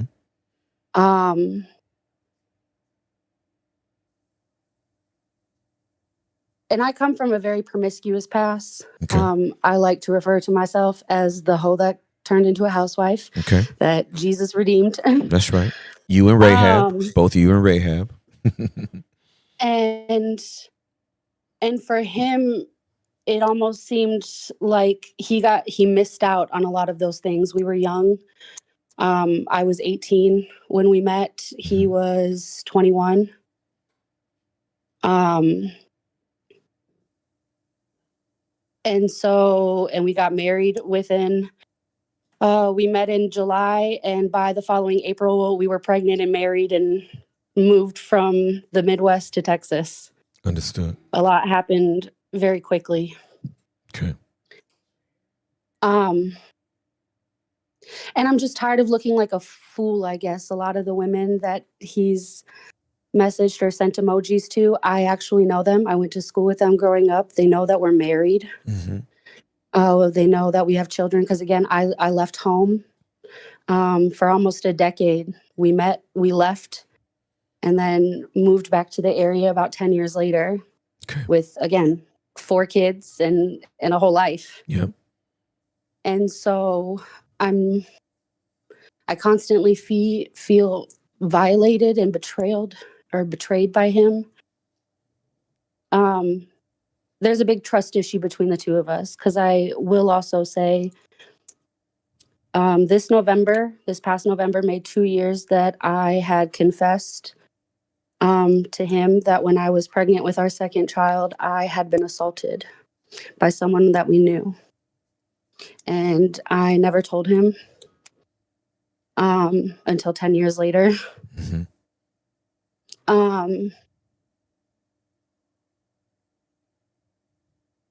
There's a few different reasons for it, and there's still not good enough reasons for holding something in like that for 10 years. For sure. So I'm, dealing with the consequences of that choice that I made. That I didn't choose to be assaulted, but I did choose to not tell him. Okay.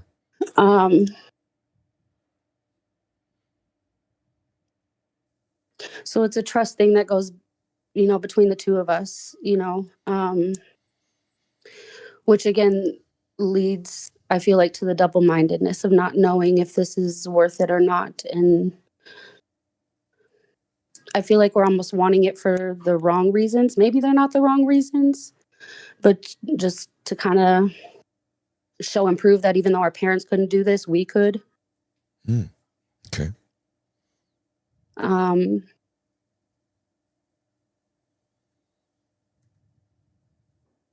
Yeah. Okay. What do you need today?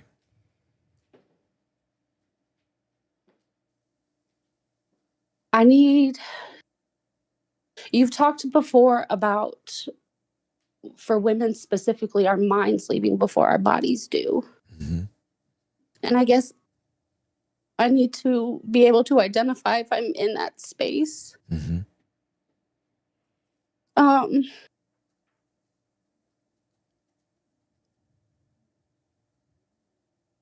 And if I don't want, like, I don't desire to be away from him. I just don't like living the way that we are. Like, I don't like being in the space that we are relationally. Absolutely. Okay, my sister. I appreciate you giving me the update. I'm grateful that you called back just about a month later after our first conversation, having tried to establish the boundaries and, used your voice to speak up for yourself. This man is playing in your face.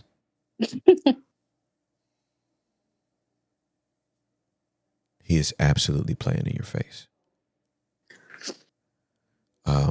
Your request for a separation is justified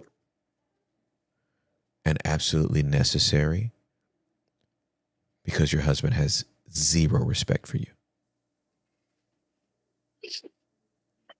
Zero.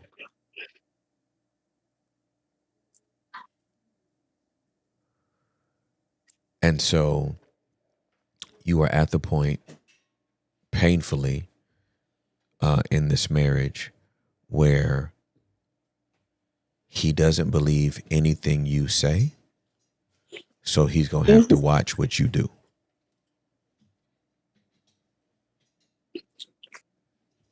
Okay. Now, what that looks like, I don't know what that looks like. I don't know any of that.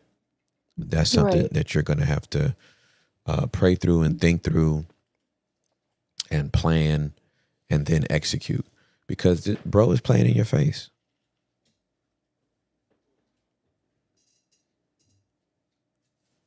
The porn is enough, but him reaching out to people that you both mutually know is flagrant. Mm-hmm.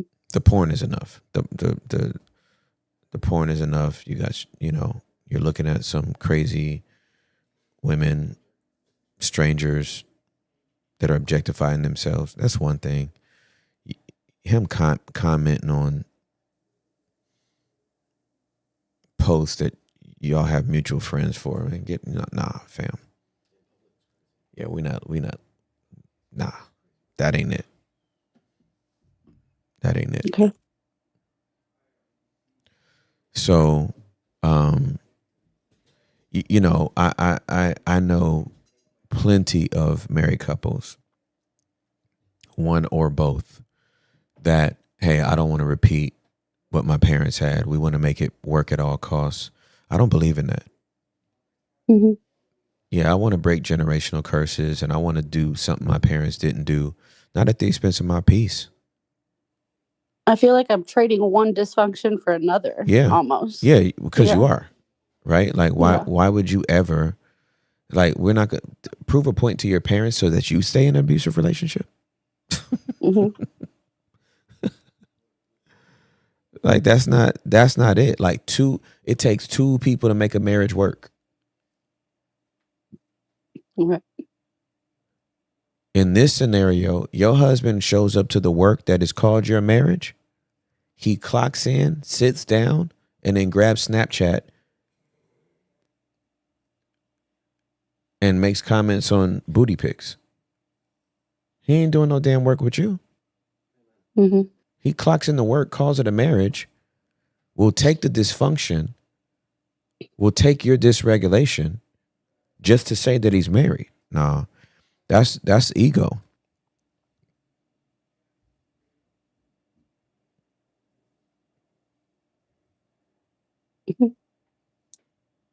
That, I think that's the hardest part that I'm having with, again, like the choices and the consequence of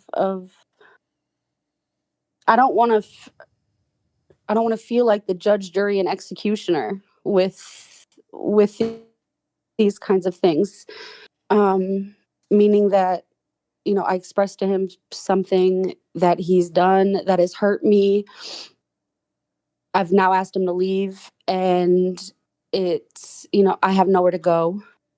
So like I'm not leaving now. I will say we're supposed to make a family we're supposed to have a family vacation in Texas. His aunt is getting married this summer, and then he was going to stay then. So he said that he would leave then, in July, since we'll already be in Texas. So it's basically like our family vacation would then like end as a split family. And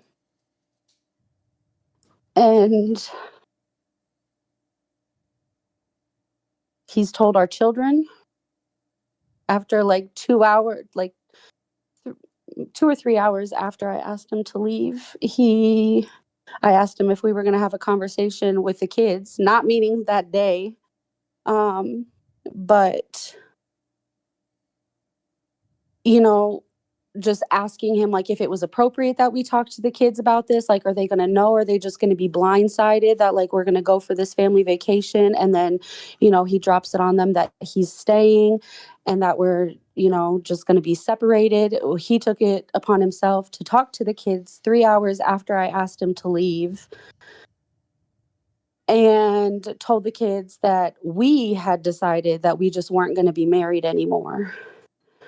And this is not the first time that something like that has happened. My son in that conversation actually made the comment that, well, this is number 3, so we'll see if it actually happens. And so again, the double-mindedness of just like, when I know that I'm doing more damage than good by trying to keep the marriage, trying to keep the family together, and just Janice, my sister, yes, I love you so much. I love you. And I know this is so difficult. And I can sense the pain that this is causing you.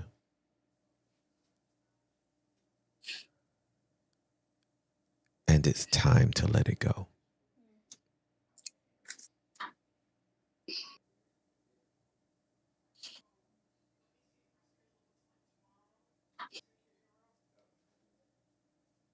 It's time to grieve. It's time to grieve.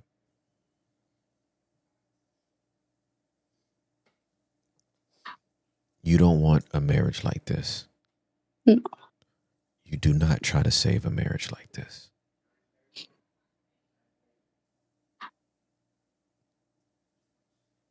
You resolve in your heart that this is not what you want. And this is what must happen. This man doesn't want to do the work.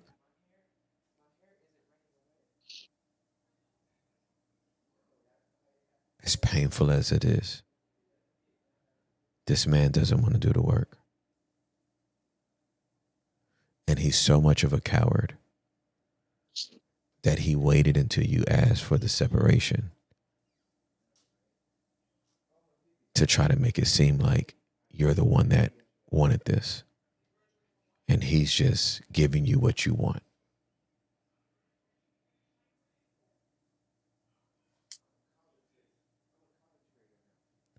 And then he's going to conveniently just chill out till the summertime.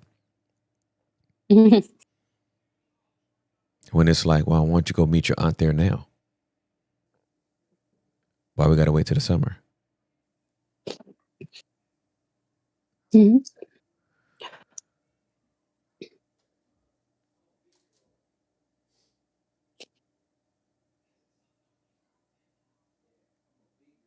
I hate this for you. I hate this for you. Same. Yeah, I do. I hate it for you. Thank you.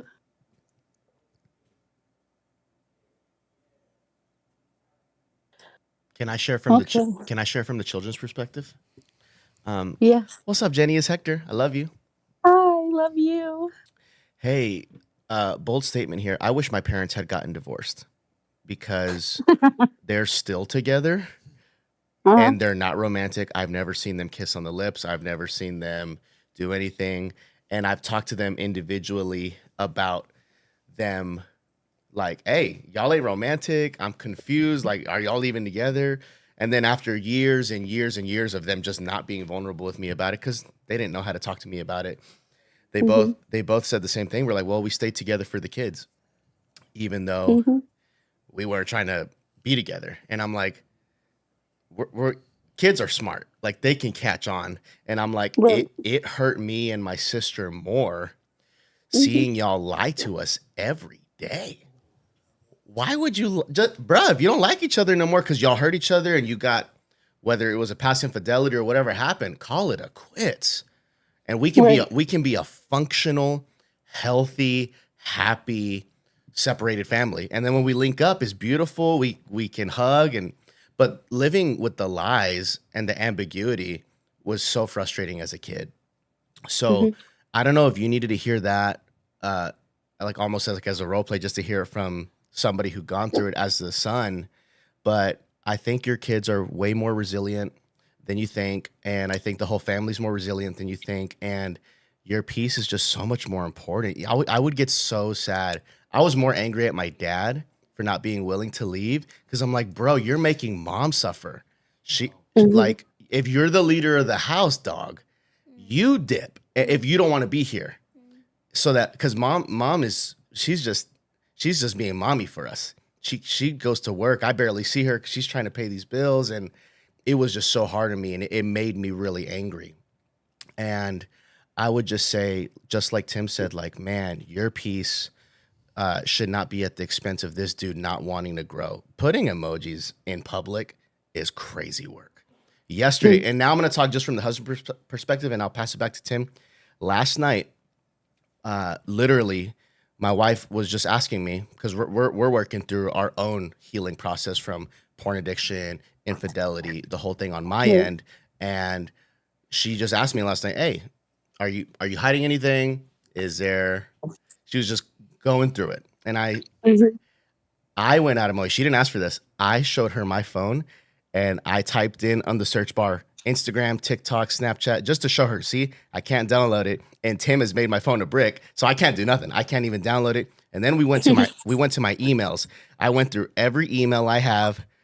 I went through the spam, went through the promotions to see like if I was subscribed to like OnlyFans or some porn site or whatever, just to show her. And even if the stuff looked skeptical, I walked her through it. And then previous people that would trigger her back in the day that were attached to this whole healing process, I typed in their name in the text, because the rule in our house is like, we don't delete anything anymore. Yeah, we just leave it. Yeah, for sure. And she has my laptop as well, and knows all my passwords. So even if I delete it on my phone, it'll pop up. It's always going to be on the Mac. Yeah, for sure. So I had to do that.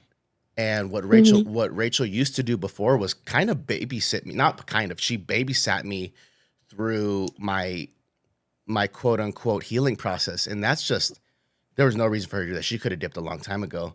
And I think if hubby really wanted this marriage, he has to hold himself accountable, and you don't have to be exhausted doing border patrol like on this guy.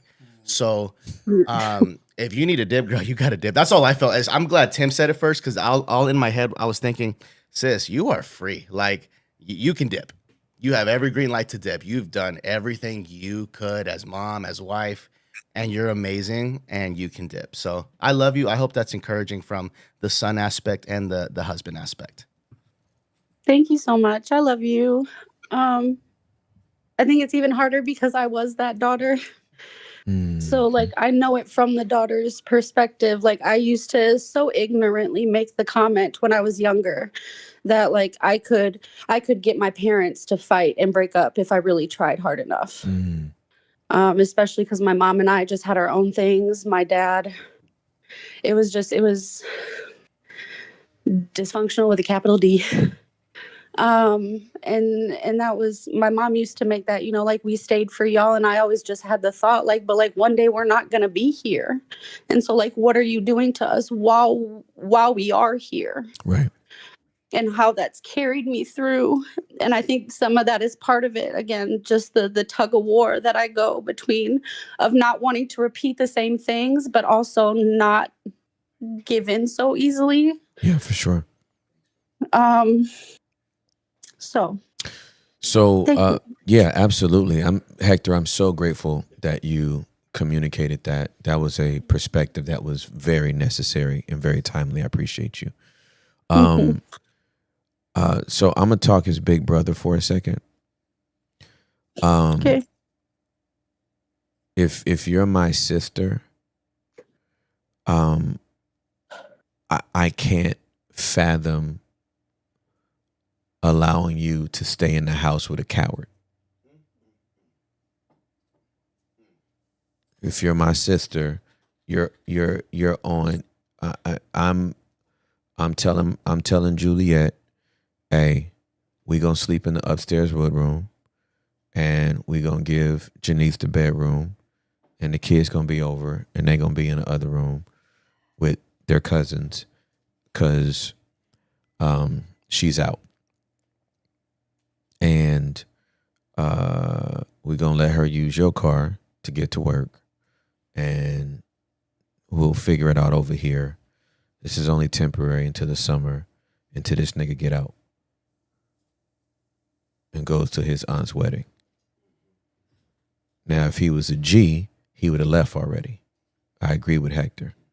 I'm sick of men making women make the decision they've already made in action. But they want to make the woman make the decision in word. He's a coward. I don't like cowards. I don't like my sister crying over no coward. But that's her husband of 14 years and she loves him. And so that's exactly what I would be doing too. If I had to walk away from Juliet, I'd be crying tears of frustration and tears of sadness and tears of grief and tears of anger. It would be all mixed up in a big tear soup. Mm-hmm. But I'm telling you, like if you gotta cry and go, you gotta go. But this dude is not worthy of you. And that's what has to be remembered, is that you the prize, not him.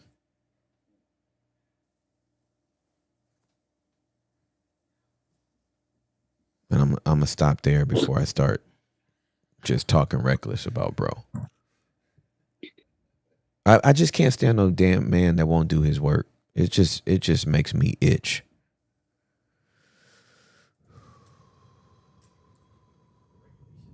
Yeah. I can't stand no.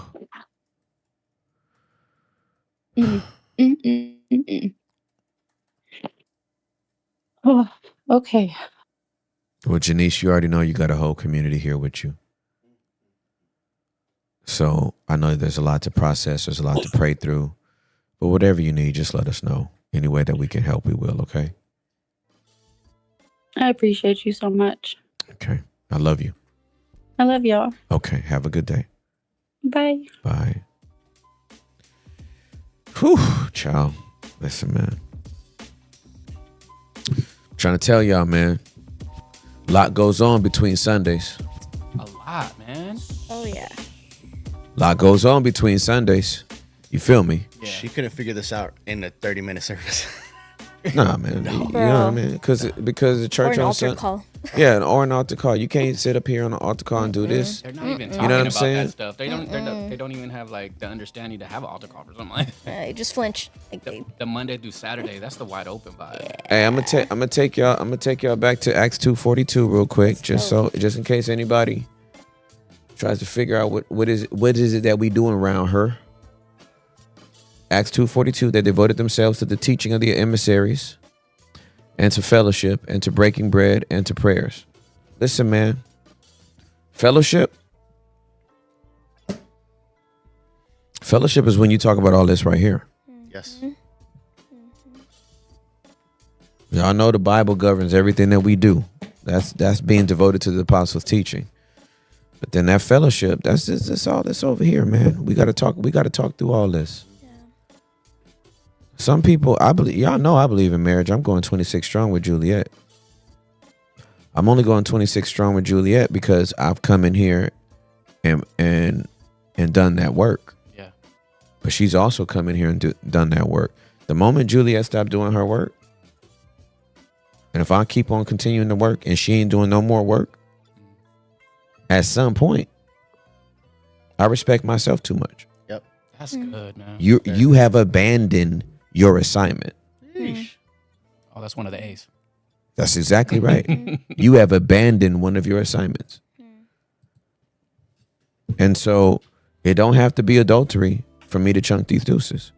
It doesn't have to be abuse for me to chunk these deuces. It can be abandonment. And this man playing in that damn phone, instead of putting his attention on his wife, that's abandonment. Bruh, that is abandonment. It's abandonment. You are, and gonna be cowardly enough to just conveniently leave in the summer when you already got a trip planned to Texas. Nah, man, stand on business. If you over it, man, don't be playing in my sister's face like this. It's actually crazy because I'd imagine like he's in his head, since he's so chill, the fact that he can even comment an emoji on a public profile that he's connected to between both of them. In his mind, what I'm imagining is I got free rent until the summertime. I'm chilling for the next couple months. That's crazy work to me. Yeah, his balls, they go up. They Crazy work. they don't hang. Yeah, no. Niggas balls go up. He don't have any. Homie got ovaries. Okay, I gotta stop.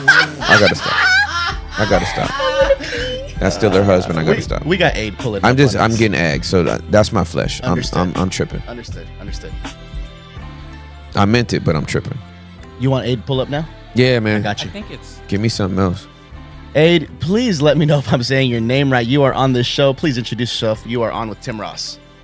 Yo, guys, what's good? Ade, all the way from London Ade. town. Shout out to you all. Thank you, guys. Thanks for answering the call. Appreciate you. Hey, Tim, how you doing, man? Ade, it's a pleasure. It's good to hear your voice, my friend. How you doing? I'm good, man. I'm rattled by today because, like, the Holy Spirit's intentional. Like, this whole conversation. When Derek, like, answered my thing, I was like, wait, why is the Lord answering now? What's happening? But this whole conversation today has just been like highlighting what the Lord's been talking to me about. So yeah, Really? just bringing this to you. Okay. 100%. Okay. 100%, bro. Let's get it, my friend. Let's get it. What's popping? Let's summarize. So I've been married for about 2 years now. Okay. I just had a child. Okay. Yeah, to say it's been challenging is to say the least. Okay. So me and my wife were friends initially. Everything was cool. Like, we're friends, and you know how the Lord does his thing. You start seeing her in different ways. Like, okay, cool. So yeah, I start telling her that I like her. We get into a relationship. And then things just shift. I'm like, this girl's acting weird. What's going on? And over time, I realized that it was stuff that she dealt with in the past. That she had been cheated on. She was in a relationship for like 7 years. Mm-hmm. And then the person basically got with her friend. And then now they're married and they have a kid. So I don't think she was fully aware that she hadn't done the work or whatever. But yeah, that started coming out. So she kind of got into this like defensive posture. And like, yeah, she was like very like sort of almost like self-sabotage, that kind of thing. Do you know what I mean? Like, Yep. It's like, why am I like, we were good before. Why am I like fighting to be in a relationship with you? I wasn't even like we were together. It was like I was fighting to like for her to be okay. Do you know what I mean? Mm-hmm. But I'm a recovering Pharisee, I always say.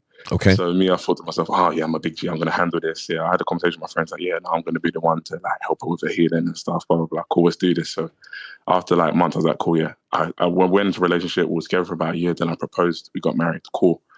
So now all that stuff, we're in the trenches, innit? And yeah, I've struggled with loads of things, sort of like lust and stuff like that. Pornography has been a work that I've been working on for years. You know how the enemy does his thing. But this rejection that I was experiencing amplified that thing. I thought I was like something I was journeying through, I was working on, but just being in the space of like being so close to somebody, but being rejected, oh boy, it knocked me. It was a struggle. And I started to like go down. And it just, what you were saying in the beginning about Diddy and stuff, just reminded me that like, guys, and this is just to everyone that's hearing, I know there's guys that are struggling as well, like, don't give in to your sin. I know sometimes it feels like, do you know what?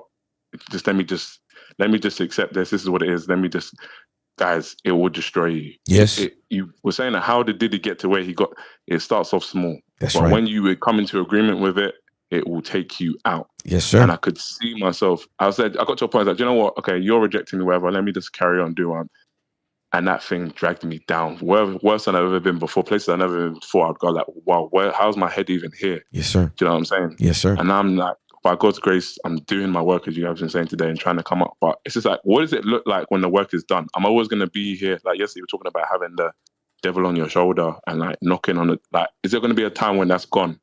Like, how? And I don't want my son to deal with what I'm dealing with. I want to be free, and I'm doing the work like Hector was saying he's doing. But like, what does it look like when the work is done? Is there a place where like, okay, I'm never going to have these thoughts come into my head anymore? Am I going to, do you know what I mean? And like, how do I help my wife do her work, or get her to a place where she's doing her work, that she can be free from the like, the brokenness and the betrayal that she experienced? Because I don't want to do that to her again. For sure. I won't. Absolutely. And also, I want her to be free from it, because it's like, the thing about brokenness, it leaks into other areas of your life. It's affected friendships now. It's affected stuff in her life, and it's like, I want her to be free. I don't want you to have this position of like a guarded heart all the time, because you can't even be in real relationship with me or anybody if you're always like having one foot in, one foot out, you know? So, but like, what does it look like to be free? That's my question. If that makes sense. Like, yeah, it makes perfect sense, Ade. First of all, thank you for calling in. I love you so much, man. And I appreciate your transparency and your vulnerability. Mm-hmm. So I was just at a men's conference in DC, and the talk that I had to do was on overcoming sexual trauma and overcoming addiction and sexual trauma, right? So I dealt with this idea that we have, especially as men, we want to complete stuff. We want stuff to be finished. Yeah. Right. Sure. Right. And so it's like, hey, when am I going to be done with this? What does overcoming actually look like? What does freedom actually look like? So let's dispel the myth first, that freedom is, I never struggle with this again. I don't want to hear that, Tim, but I hear you. Carry on, I know it. I know it. Right. Freedom is not, I never struggle with this again. Freedom is not, I'm not tempted by this anymore. Freedom is, I'm no longer obligated to respond to the temptation. Wow. That's freedom. And I have Bible for this, bro. This is not like a self-help, you know what I mean? Like, oh man, like, you know, I promise you just keep doing the work and just keep trusting the Holy Spirit, and then one day, like, you're just gonna feel. No. The Bible says in Romans chapter number 8, verse number 12, so then, brothers and sisters, we do not owe anything to the flesh to live according to the flesh. In NLT, it says, we are no longer obligated to do what our sinful nature urges us to do. Which means my porn addiction, right? My porn addiction is always somewhere in the back, humming. It used to knock like this, right? Super loud. Sorry if I hurt your ears, right? It now when it knocks, it's like this. It's never going to stop knocking. It's never going to stop soliciting. I'm just no longer obligated to answer the door anymore. I don't feel like I have the urge. Like, there's a time where if I had an urge or an impulse to watch porn, I had to go watch porn. Now, if I have an impulse or an urge to watch porn, I'm like, nah, I'm not doing it. And I have learned to rely on the power of the Holy Spirit and the discipline that I have in my life, where that's no longer an option for me. The other way that I explain this is, if you're a type 2 diabetic and the route that you take home passes a Krispy Kreme donut, I don't know if there's Krispy Kreme in London, so you'll have to. We got it. Okay, cool. Right. Okay. You know what I mean? I needed to make sure that it was like London official. You know what I mean? You just be like, nah, man, we have the Queen's donuts over here. Like, I didn't know. All right. So if I'm a type 2 diabetic and there is a Krispy Kreme 3 blocks from my house, and the quickest route home passes that Krispy Kreme, but that hot fresh sign is too much of a temptation, I'm gonna go in there, right? And sometimes I'll play myself and be like, I'm not gonna buy a donut. I'm gonna just go in there and inhale very deeply, right? I just want to smell the wafting of the donuts in the air, right? Then I'm gonna walk out, right? So which I used to play myself like that with porn, where I'd be like, oh, I'm not gonna actually look at nothing, but I am gonna look at this fat booty though. You know what I mean? Like, I'm not looking at actual pornographic stuff, but this bikini model with this fat tail got me in a gaze, right? I ain't doing none of that no more, right? So I ain't even walking. I'm not even going in there to like inhale. Like I'm not. And so, but here's where I know this is where freedom is. I take the long way home. I ain't passed that Krispy Kreme in 2 years. Wow. I don't have to pray that the damn Krispy Kreme go away. I ain't got to ask the Lord to make Lord, would you please make Pornhub and X videos and every other illicit porn site? Would you please make it go away so I can serve you better? No. What is true worship? True worship is having a choice. Those that worship him, there's coming a day where those that worship him will worship him in spirit and in truth. And you can't worship if you don't have an option. Wow. It's when I choose my adoration and worship of Jesus over my worship of pornography. That's when it's true worship. Wow. It's not true worship if I don't have a choice, which is why there had to be a tree in the midst of the garden. Because it's not obedience if I don't have a choice. Wow. Wow. It's not faithfulness to my wife if I don't have a choice to cheat. Wow. It's not fidelity in marriage if I have a side chick. If I don't even have the option, I don't even know that I'm being faithful. So don't think of freedom as I'm never struggling with it again. It's never an impulse. It's never this. It's never that. And especially early on, when you're first weaning your body off of it, a lot of stuff that we think is temptation is just automatic body integration. Has nothing to do with temptation. Your body is just programmed. It's like, bro, when you're stressed, we watch porn. When you feel rejected, you watch porn. Yeah. If you've been away from your wife for a couple of days and whatever, and you go to bed earlier than her, you watch porn. Like, what are you talking about? Like this, that ain't even temptation. That's just your body is going, you've trained us to do this and now we're on autopilot. That takes a while to break. Once you break that phase and that season of it, that's when it starts going from this banging on the door to that. And when I get, my life is so full, I don't hear that. But when it's really quiet, or this past year when I was grieving my dad, it was a lot quieter, and I could hear that. But I don't have to answer the door. Wow. So that's true freedom. The church's idealistic, God's gonna free you and you're never gonna have a desire again. I'm like, bro, that's not even, like, the book of Jacob doesn't even say that. Hold on, let me go to it. The book that we call James is Jacob. So thank you. Yeah, I was like, what? yeah. You were like, what? What Catholic version you read? Yeah, bro. What book are you from? Please don't quote me the Maccabees, Tim. We don't want to go there. All right, so let me pull up. So this is Jacob, also James. Boom. Where is it?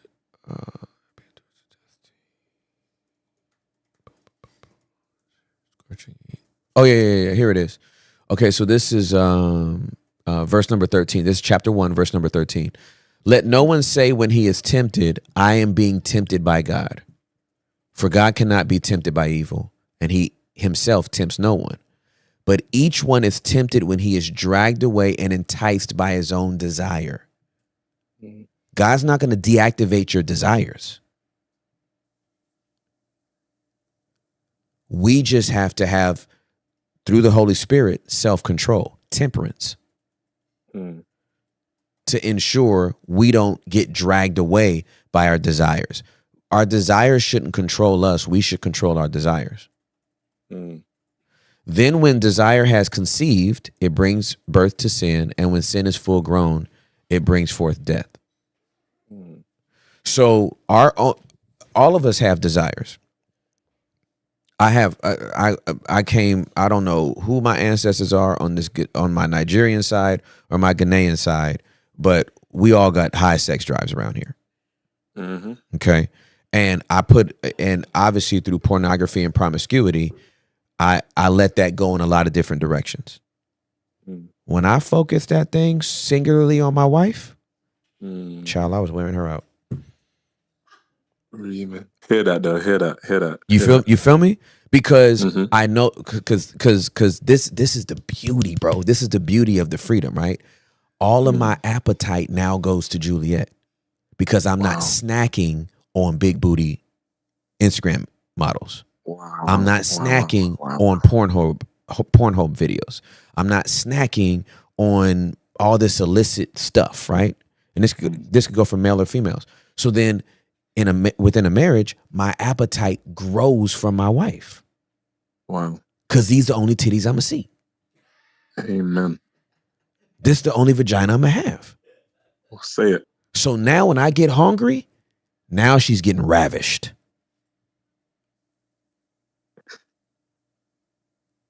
And here's the thing, on an intrinsic level, Mhm. the woman knows I'm the only one that he's thinking about. Mm. Because everything hits different. Mm. Because I've truly made this my Garden of Eden. Mm.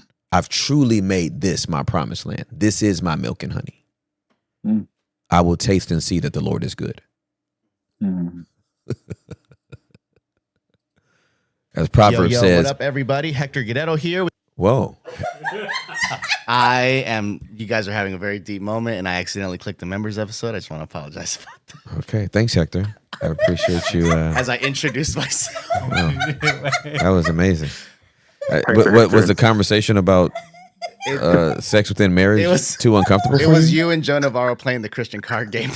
That's Unbelievable. Just apologize. My bad. That's hilarious. So Ade, I just want to encourage you, my brother, that freedom is going to look good on you, my friend. Amen. Freedom is going to look good on you, and you keep doing the work. And obviously, bro, I went through the same heartbreak you did, finding out that like, man, this is never going to like completely go away. Mm. But to know that it can be very distant. Mm. It doesn't go away, but it can feel far away. Okay. And so you're not thinking about, I'm never struggling with this anymore. You're thinking about the distance between you and it. Mm. Mm. That's where your freedom's going to come from. I hear that. Yeah, Okay. man. No, I hear that. Thanks for the reframing. I appreciate it. Oh, for sure, man. For sure. I love you so much, man. Thank you for calling in. Appreciate it, man. Come to London soon. All right. Yeah, I will let you know. We are going to come. Hey, It's going to happen. Yeah, for sure. Love you, bro. Love, guys. Bless. All right, peace. Yes, sir. Hey, listen, with Juliet, anytime we do a marriage something, whatever, and we get on sex, Juliet be dying. She be like, oh God, he's about to get graphic. But why would I be less detailed about glorious sex than I was about inglorious sex? I used to watch like really graphic porn. Yeah. You know what I'm saying? Like, and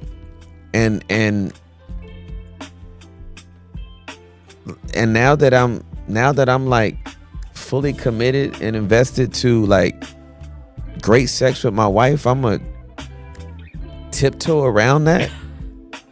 I'm like, nah, man, you know. So Juliet be dying over there, and I'll be over here like, I can show y'all how to do this, son.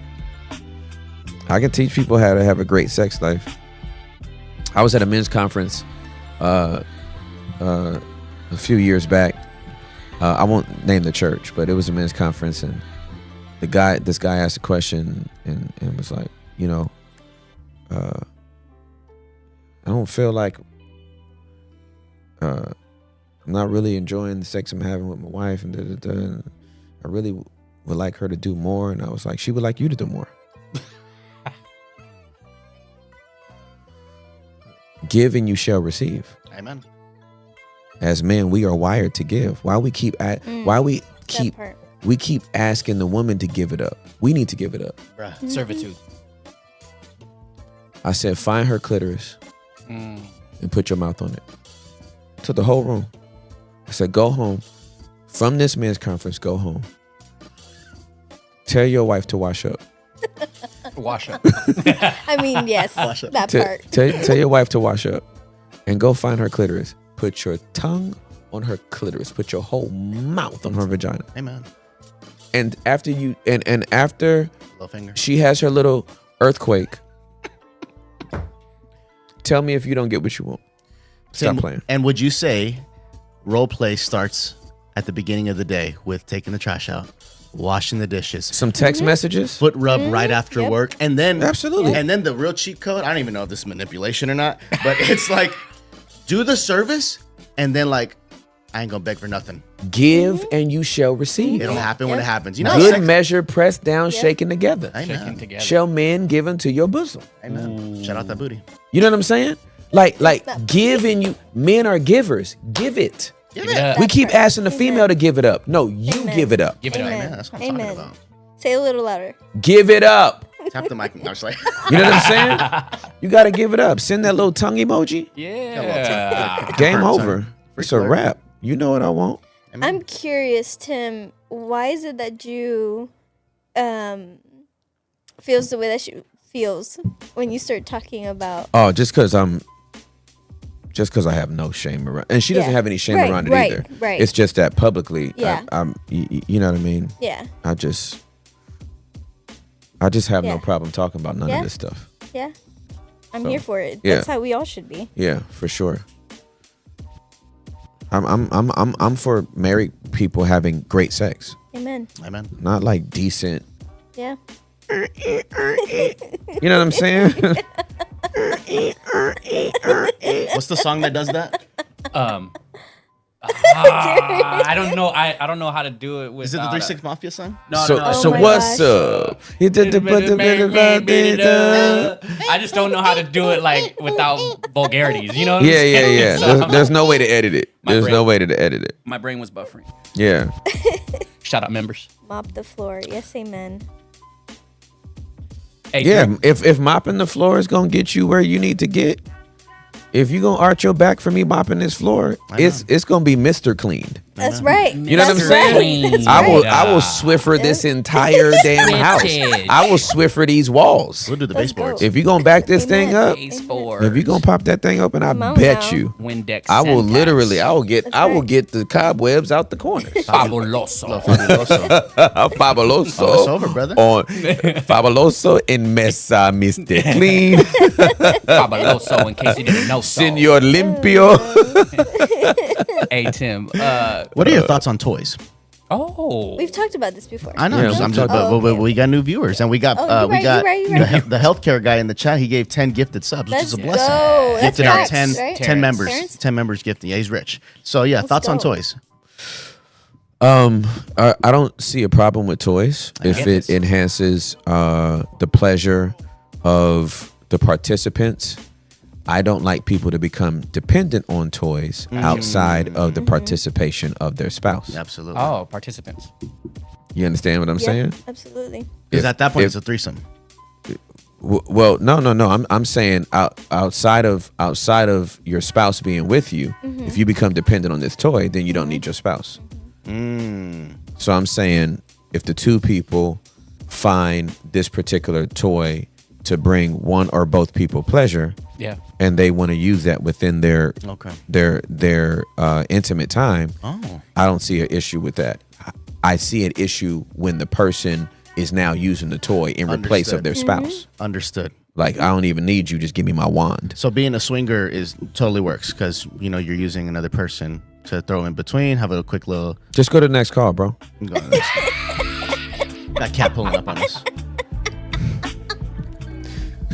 We're swinging right into the next call. Shout out members. Hi, how are you? He said no. Hi. It's so good to see you. What's your name?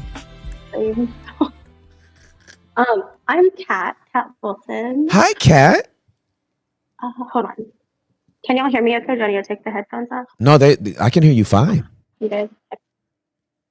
Okay, cool. Oh my gosh, this is cool. It's such a pleasure to Um, see you. Well, okay. Yeah, it was a pleasure to see you again. I saw you in Houston at the comedy show. Thank you for coming. Me and my husband came. Thank I'm you for sorry, coming. I was like getting over pneumonia, and so I was like coughing, and so I was like, they're professionals because I was loud. I was laughing. You were literally taking my breath away. Oh no, that's all good. I appreciate you. Thank you so But much for being here. so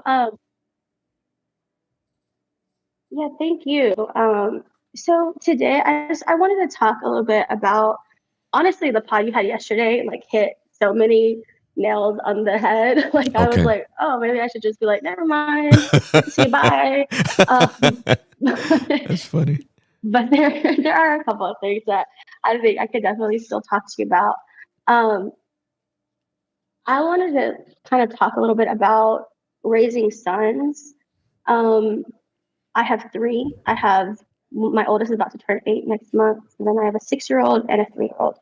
I think with the oldest kind of getting into that boyhood, and we're already seeing a lot of like adolescence things, like a lot of attitude and pushback, and getting real confident with his no, which is, I love that for him in the future, but not right now when he's in my house.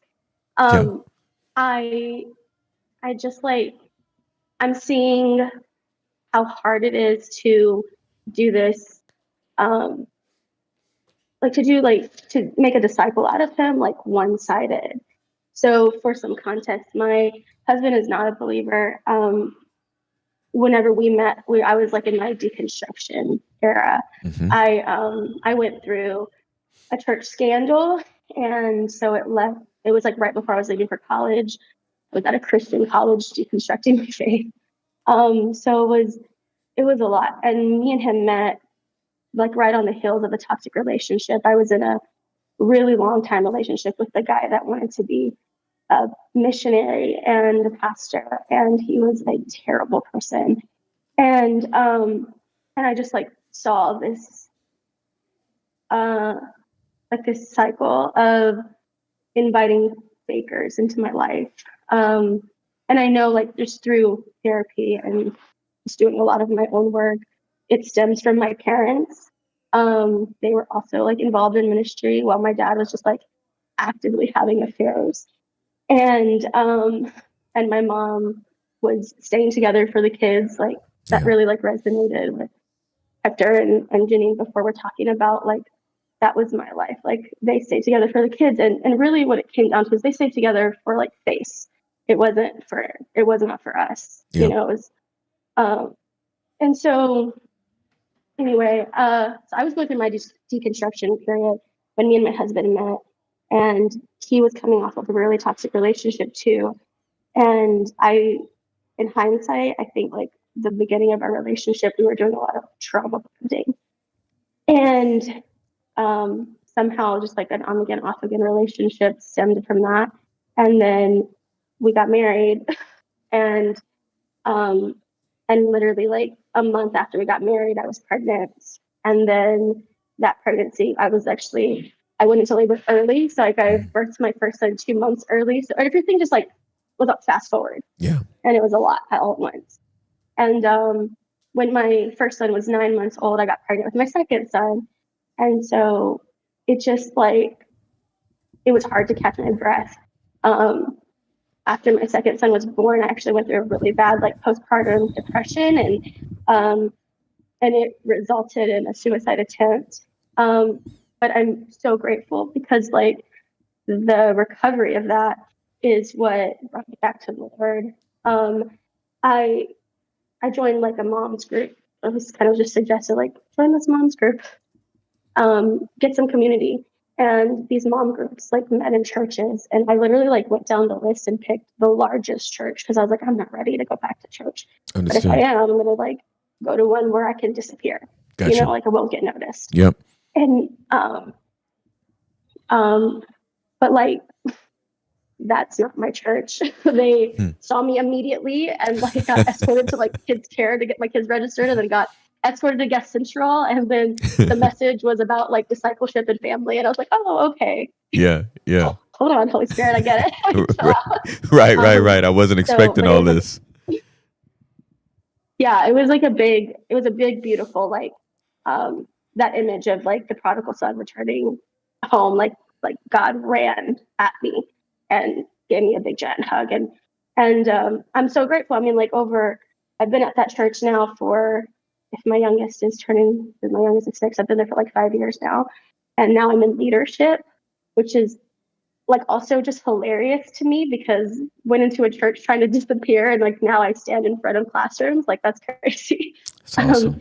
And so like I just am so grateful like for what God's been doing in my life. And my husband has been like experiencing me as a transformed woman.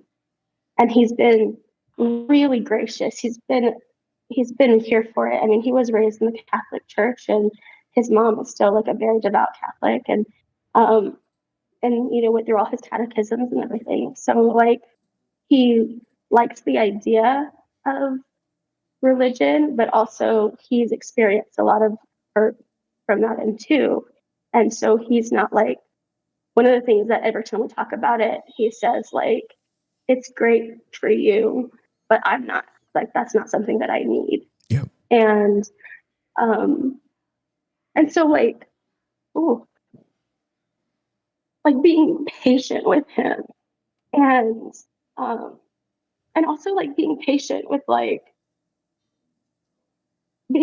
him. And I think what's hard right now is going back to my question, which is about raising my kids, is we're in this like place where I have a certain idea, a certain standard, and he doesn't see the value in that. And I really like, I want to preface this, he's a really good man and a really good dad. And I just like, I feel like sometimes he's missing like pieces here, and he's missing like how do I say this? Like the effects of his undealt with trauma and his undealt with stuff, and how it affects our boys. And like the last big conversation we had around the subject, I just told him, I was like, you know, I can only do so much. Like I'm their mom, but they are boys that are going to grow into men, and they need to see you lead. And so this has just been it's been hard, you know. I mean, It's been really overwhelming. I think the reason also that a lot of this stuff is popping up right now, like in this season, it does have to do with like my son about to turn 8, but also like I think it's bringing up a lot of dad hurt in me. My dad he was diagnosed with chronic kidney failure, and like I mentioned, he was very like there's a history of infidelity with him and my mom. And right before he received that diagnosis, this was almost a year ago, we found out about his latest affair and how it actually like he was mismanaging funds from his business.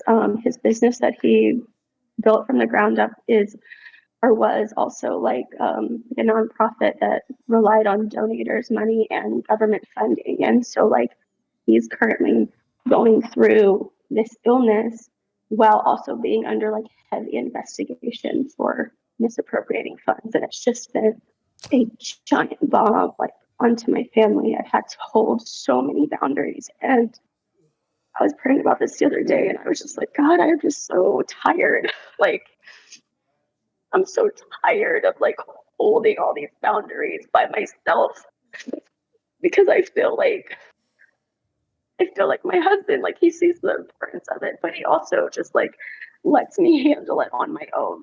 And I'm just not like little Miss Independent that he met whenever we were 21, you know, like I'm different, and I need his help, you know, and I'm trying to like be patient with him, because I know for me, it was a long time. It took me a long time, you know, and I want to offer him that same grace. But man, I'm tired. You know? Okay.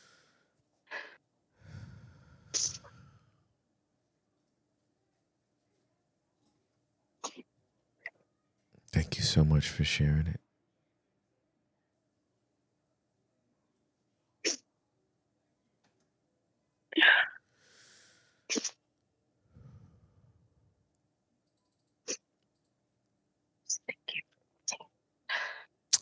What'd you say? And so thank you for containing it. Oh, absolutely. Absolutely. I just want to give you some time to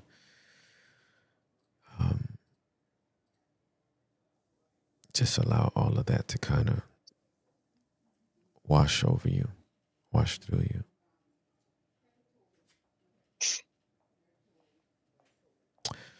Okay, so I know that you said your question was about your boys, but it sounds like this question is about your husband.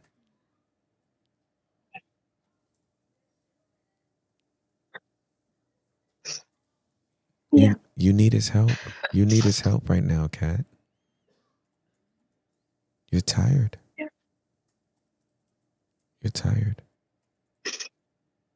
This is a lot for you to carry by yourself.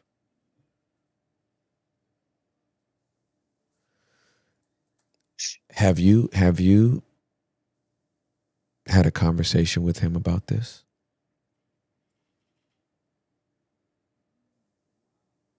We've had a few conversations, just kind of as things have been happening. Like obviously last year when everything was, when the big bomb went off. You know, and he told me while I cried and he's heard me. I think that's been about like it, you know what I mean? Like it's been, he'll hear me and he'll hear what I have to say and he holds that with me, but then there's no like, here's what I can do, or you know what I mean? There's no like follow up either. You know, it's just kind of like, oh, like glad you got that off your chest. Okay, like boys have swim lessons, you know. So like that's been really hard too. Like, yeah, that's about it. Okay.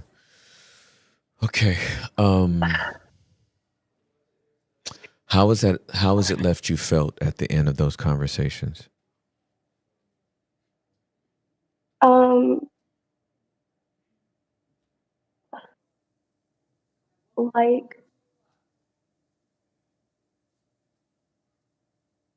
Like I'm still holding the bag. You know, like I just opened my hands and like it's still in my hands. You know what I mean? Like, yeah. like he looked at it and was like, okay, cool. And then, you know what I mean? But I'm still holding it. Yeah. Yeah. Okay. All right, let's do a role play. Are you against us doing a role play? No, I kind of thought that was gonna. Did you really? Okay. Did you really? Okay. All right. I thought that's where this conversation was gonna go. I wasn't expecting it to be with my husband, but okay. Yeah, for sure. Okay, so I'm gonna be you, and I need you to be your husband. Okay, and yeah, let's just see where it goes. Okay. All right, so let me set it up. I've already asked, can we talk about something when you got some free time? You've made the time, and now we're about to have the talk. Okay. Okay. So, give me a name of your husband that's not his name.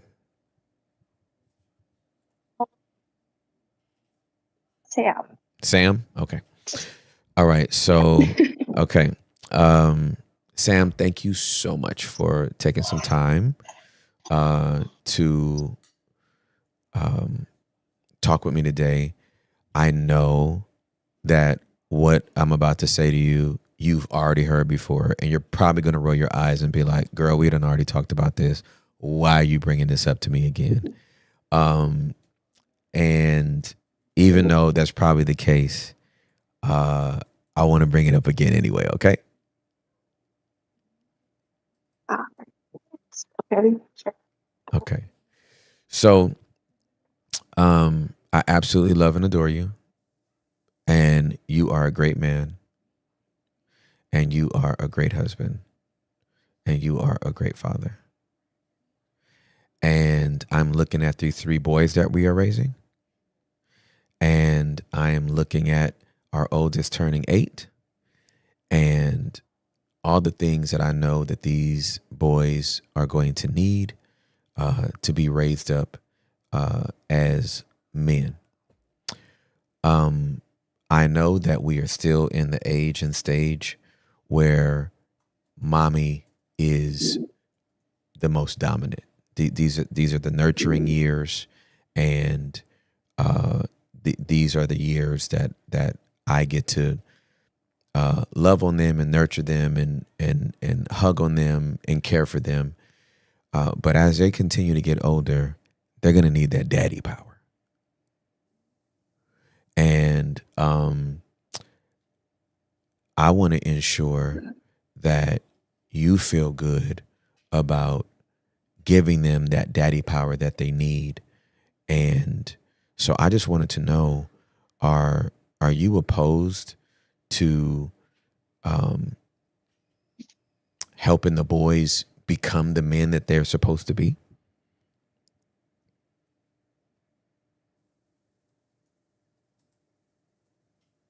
I don't know. I feel like that's like really far off. I don't know. I don't really like know what you are wanting. Like, what do you mean? What do you mean by that? Like, what do you want me to do? Oh, with that's why I wanted to have the conversation, because I didn't want to assume what needed to be done, nor did I want to project what I would do as a mom. And so I wanted to like more or less collaborate with you about what needs to be done as we raise these boys. Like, would you be against collaborating with me about how we raise these young men?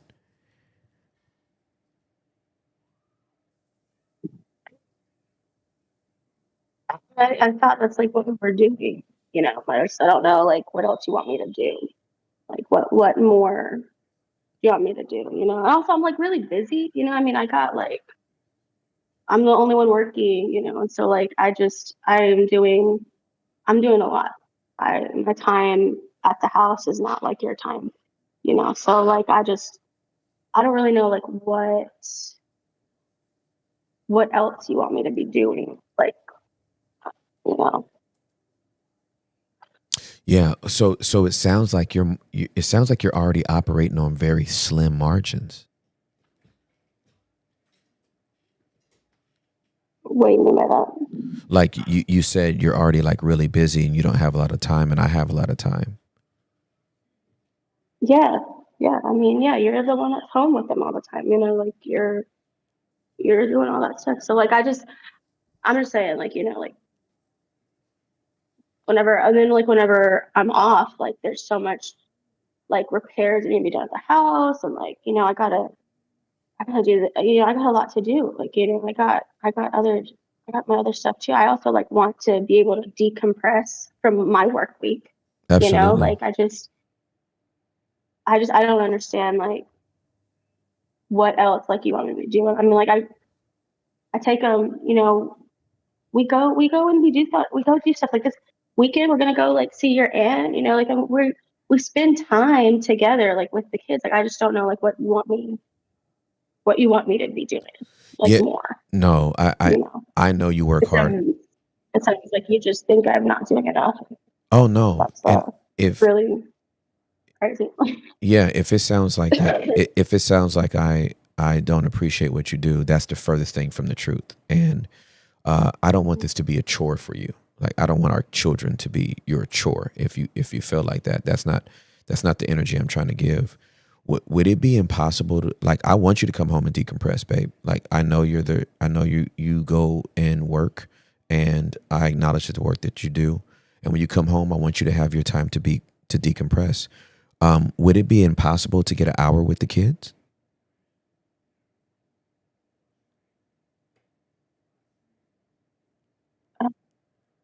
I mean, yeah, but I feel like I'm already doing that. You know, like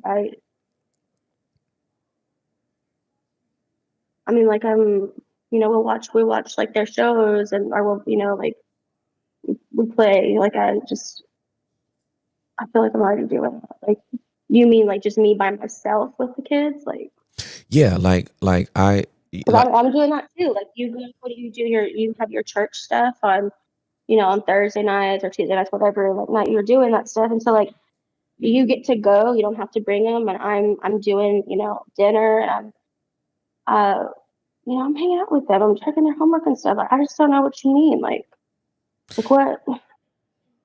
I don't know. I don't see the point of this conversation. You know, I just feel like I'm doing the things you're saying. Like, I don't know what you want.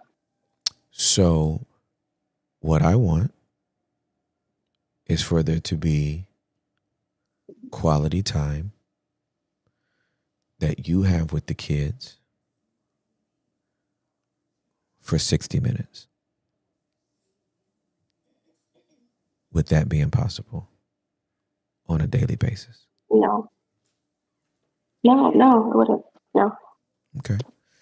I can sense that you feel a little bit defensive, and if there was anything in this conversation that you felt like was accusatory or felt like I wasn't honoring what you've already done, that's not what I was trying to get across.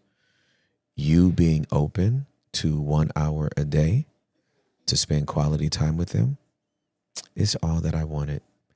However you think that needs to look, I will accept. I appreciate you so much, Sammy.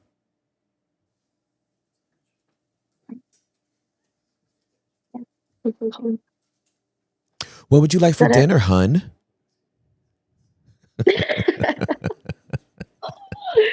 Yeah, no, see, I mean, this is honestly like what's hard is that like I feel like when we do have those conversations, that is what happens. He gets very defensive. Yeah. And it's hard for me to like walk around that, like, or like breach a hard conversation. Yep.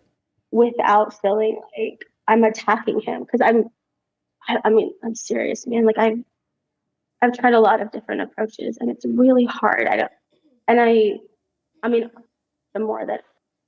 the more we grow together, like I do think that this stems from his own dad hurt. For sure. You know, and absolutely what's really hard too is like being aware to these things, but he's not like addressing it. And so that's the thing. Like I feel like whenever we do have these conversations, it's I get a wall and I really like.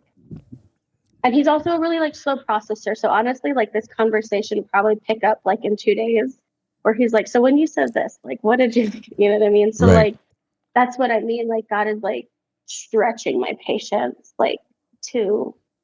So, but I don't know, like, but if you noticed in the role play that we did, I acknowledged where he felt defensive, but I wasn't going to let you off of getting to the point.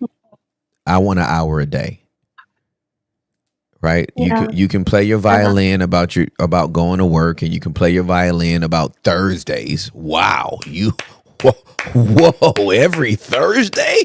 My God, you take care of the kids once a week while I go for 90 minutes up the street to church? You're the greatest American hero. Like, no, I'm not taking, you know what I'm saying? Like, we're not gonna placate you. We're gonna get, like, you want to talk about, because he tried to deflect, right? In the role play, he's deflecting and he's like, I already did this. I don't understand why we're having this conversation. Oh, and I just keep bringing you back to would it be impossible to get 1 hour a day? Quality time. And notice I didn't define what the quality time was. Just give me an hour with these kids. Once they get to yapping, and that 8-year-old, Daddy, what about this and that? Then he's forced to have the conversation, right? I don't have to. Boys with their dad are different creatures than when they're with their mom. The boys will force him to be a dad. You ain't even got to do it, right? Just spend 60 minutes with him. In the first 11, they about to give him the business. So just to get him to agree to that, that's a win. We ain't got to push it.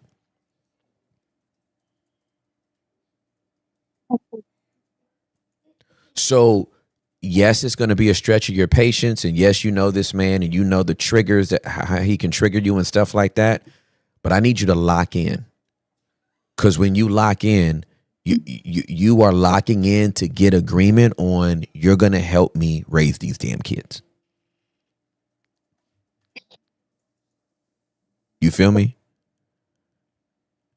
Mm-hmm. And you're going to keep asking the no-oriented questions that gets him to, is this impossible? Is an hour impossible? Mister, I work so hard and I come home and I need to decompress. Which you're never going to say to him. Like, don't do that. I'm just saying, like, you know, right? Like, we just want to keep the main thing, and we're not going to fall into any of his sob story traps. Okay. Okay? Yeah. Okay. Mm-hmm. How do you feel? I feel good. I feel like you gave me some better language, Good. and also I feel like encouraged. I feel like you are backing me up on some things that I was already feeling. So Absolutely. thank you. Yeah. I think Like, like that's what's really hard. Like, feeling like I don't want to be like a me against you thing. no. Like that's not my intention. Yeah. And I feel like whenever we have those conversations, that's what he flips it to be. And then I'm Right. like, oh, wait a minute. Like, what am I doing? You know, and I get a little disoriented. So Yeah. like, I think having this and like seeing how firm you are, like that really helps. So Yeah. yeah. Because these are you all's children. Right. Right. He got you pregnant with these babies. He needs to, I mean, sir, be reminded. Yeah. You put these babies in me. Right? So Yeah. stop playing. Happened. Yeah, stop playing. Like, so I'm super proud of you. Be bold and be you. I'm so proud of you. I love you very much. You too. I love you too. All I love right. you, Hector. I love you, Dan. Love you, sis. Love you, sis. Love you. We love you, girl. Have a good day. Bye. Bye. You too. Bye. Bye. Hey, listen, man. Yo, let me tell you something. I love giving people a good role play, and I love a difficult person. She Yeah. knew her spouse. Yeah, Oh, she yeah. knows her spouse. You know what I'm yeah. saying? The chat was like, this girl is putting Tim to work Yeah. in this role play. That was really good. Hey, Deserves and an Oscar. did we get what we needed though? Come Yes, on now. Yes, you did. Did, part. when I said, is it impossible for you to give me an hour? Nope. Got you. So all I need is an hour, my man. So You can make the hour whenever you want to. It could be when you first get home and you can go decompress. You can go decompress, eat dinner, and then have an hour before they go to bed. I didn't even tell you when the hour had to be. Yep. Just give them an hour, fam. That's it. Come home and be a dad. That part. Yo. come and do Yeah. your job. 30 minutes Yeah, later. come on. Yeah, get 30 out of- minutes when you get to the crib, 30 minutes after, like, laying them down. Hey, let me look right in this camera and talk to men real quick. Hey, you're a dad. You have made your wife a mother. Let me tell you something. You do not get to say that you going to work is you being a father. That's you being a worker. When you come home, you going to work isn't you being a husband. That's you being an employee of somebody's business. You would be that if you didn't have a wife and if you didn't have kids. So stop coming home from work and making your wife and your kids feel like you going to work was you being a father and you going to work was you being a husband. Because that's not what you just did. You went to go work for wages. When you come home, you still need to be a husband. When you come home, you still need to be a father. Now, yes, you might be tired. I've been tired. Yes, you may be emotionally drained. I've been emotionally drained. Take the time that you need to reset and then give your wife some undivided attention and give your kids some undivided attention. Nobody's asking you to clock back in for 8 hours. Ain't nobody trying to be inconsiderate. But don't come home and then have your phone in your hand and can't make eye contact. Don't come home and give your wife 2 sentences about your entire day. Maybe you don't want to talk about work. Talk about your feelings. I'm just saying, ain't nobody going to be giving out no certificates and no ribbons and no crowns for you going to work. You're supposed to be gainfully employed as a responsible human being. You ain't in the trap house for 12 hours. You ain't slinging no coke. So yeah, you went to work. Yay, you. This is your reasonable service. Why are you acting like you doing the biggest thing of all time by going to work? Nigga, you supposed to go to work. People are supposed to have jobs. If you were single, you would have to have a job. So stop. Y'all gotta stop acting like you doing the family a favor by going to work. That's where you're supposed to go. With or without a wife, with or without kids. But now that you got them, the priorities got to change. But I worked a 12-hour shift. Okay, come home and get a family an hour, bro. 30 minutes quality time with your wife, 30 minutes with the kid, get back in the bed, reset in the morning. At least get up and hug the kids. In the morning, drop somebody off at school. In the morning, make your wife a pot of coffee. Do something. Ain't nobody saying you not doing what you're supposed to be doing, but you're not gonna act like giving that man 12 hours is what is giving your wife. You giving that man 12 hours and giving your wife 2 minutes and want her to be appreciative? Man, stop. Y'all gotta stop. Y'all gotta stop. I'm trying to learn them. That domestic support works. I came home from 12-hour days and grabbed them kids and put them in the bathtub. Yo. I changed them diapers. I was up at 2:00 in the morning. Baby, you stay right there. I got that boy. Break my sleep. You've been with them all day. I got this. You are relieved of your duties. Go in the room. Where's mommy? Mommy. Don't you go in that room. I played full court defense. When I came home, Julia was like, cool, let me get a break. She went in the room. Don't nobody go in that room. Mommy, you ain't going in that room.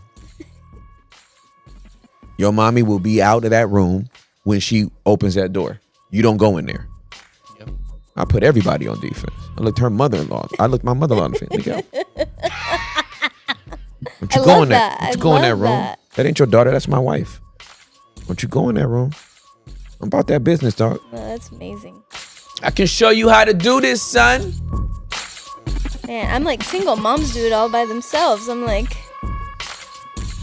yeah, man. These fellas can do it. They can do it. Single moms can do it. They can do There's it. single fathers out there too. That do it too. all by Yep, themselves. that too. Single parents. Period. Yep, absolutely. Just trying to tell you.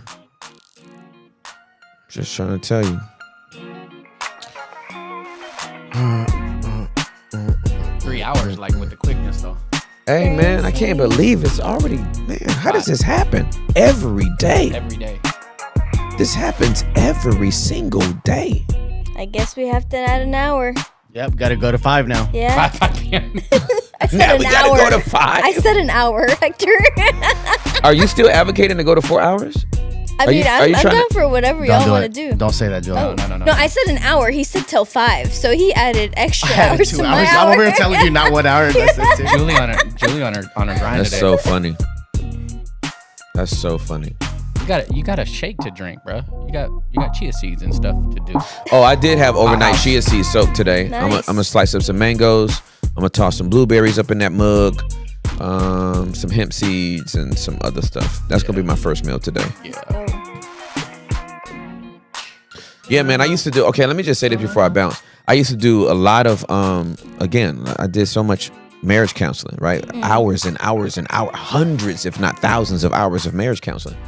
And I had so many men come in and talk about, man, I work all day, and they would literally be making it sound like they went and slayed a dragon. They was like, nigga, I had to go fight smog. Smog. That's smog. Traffic. You know what I'm saying?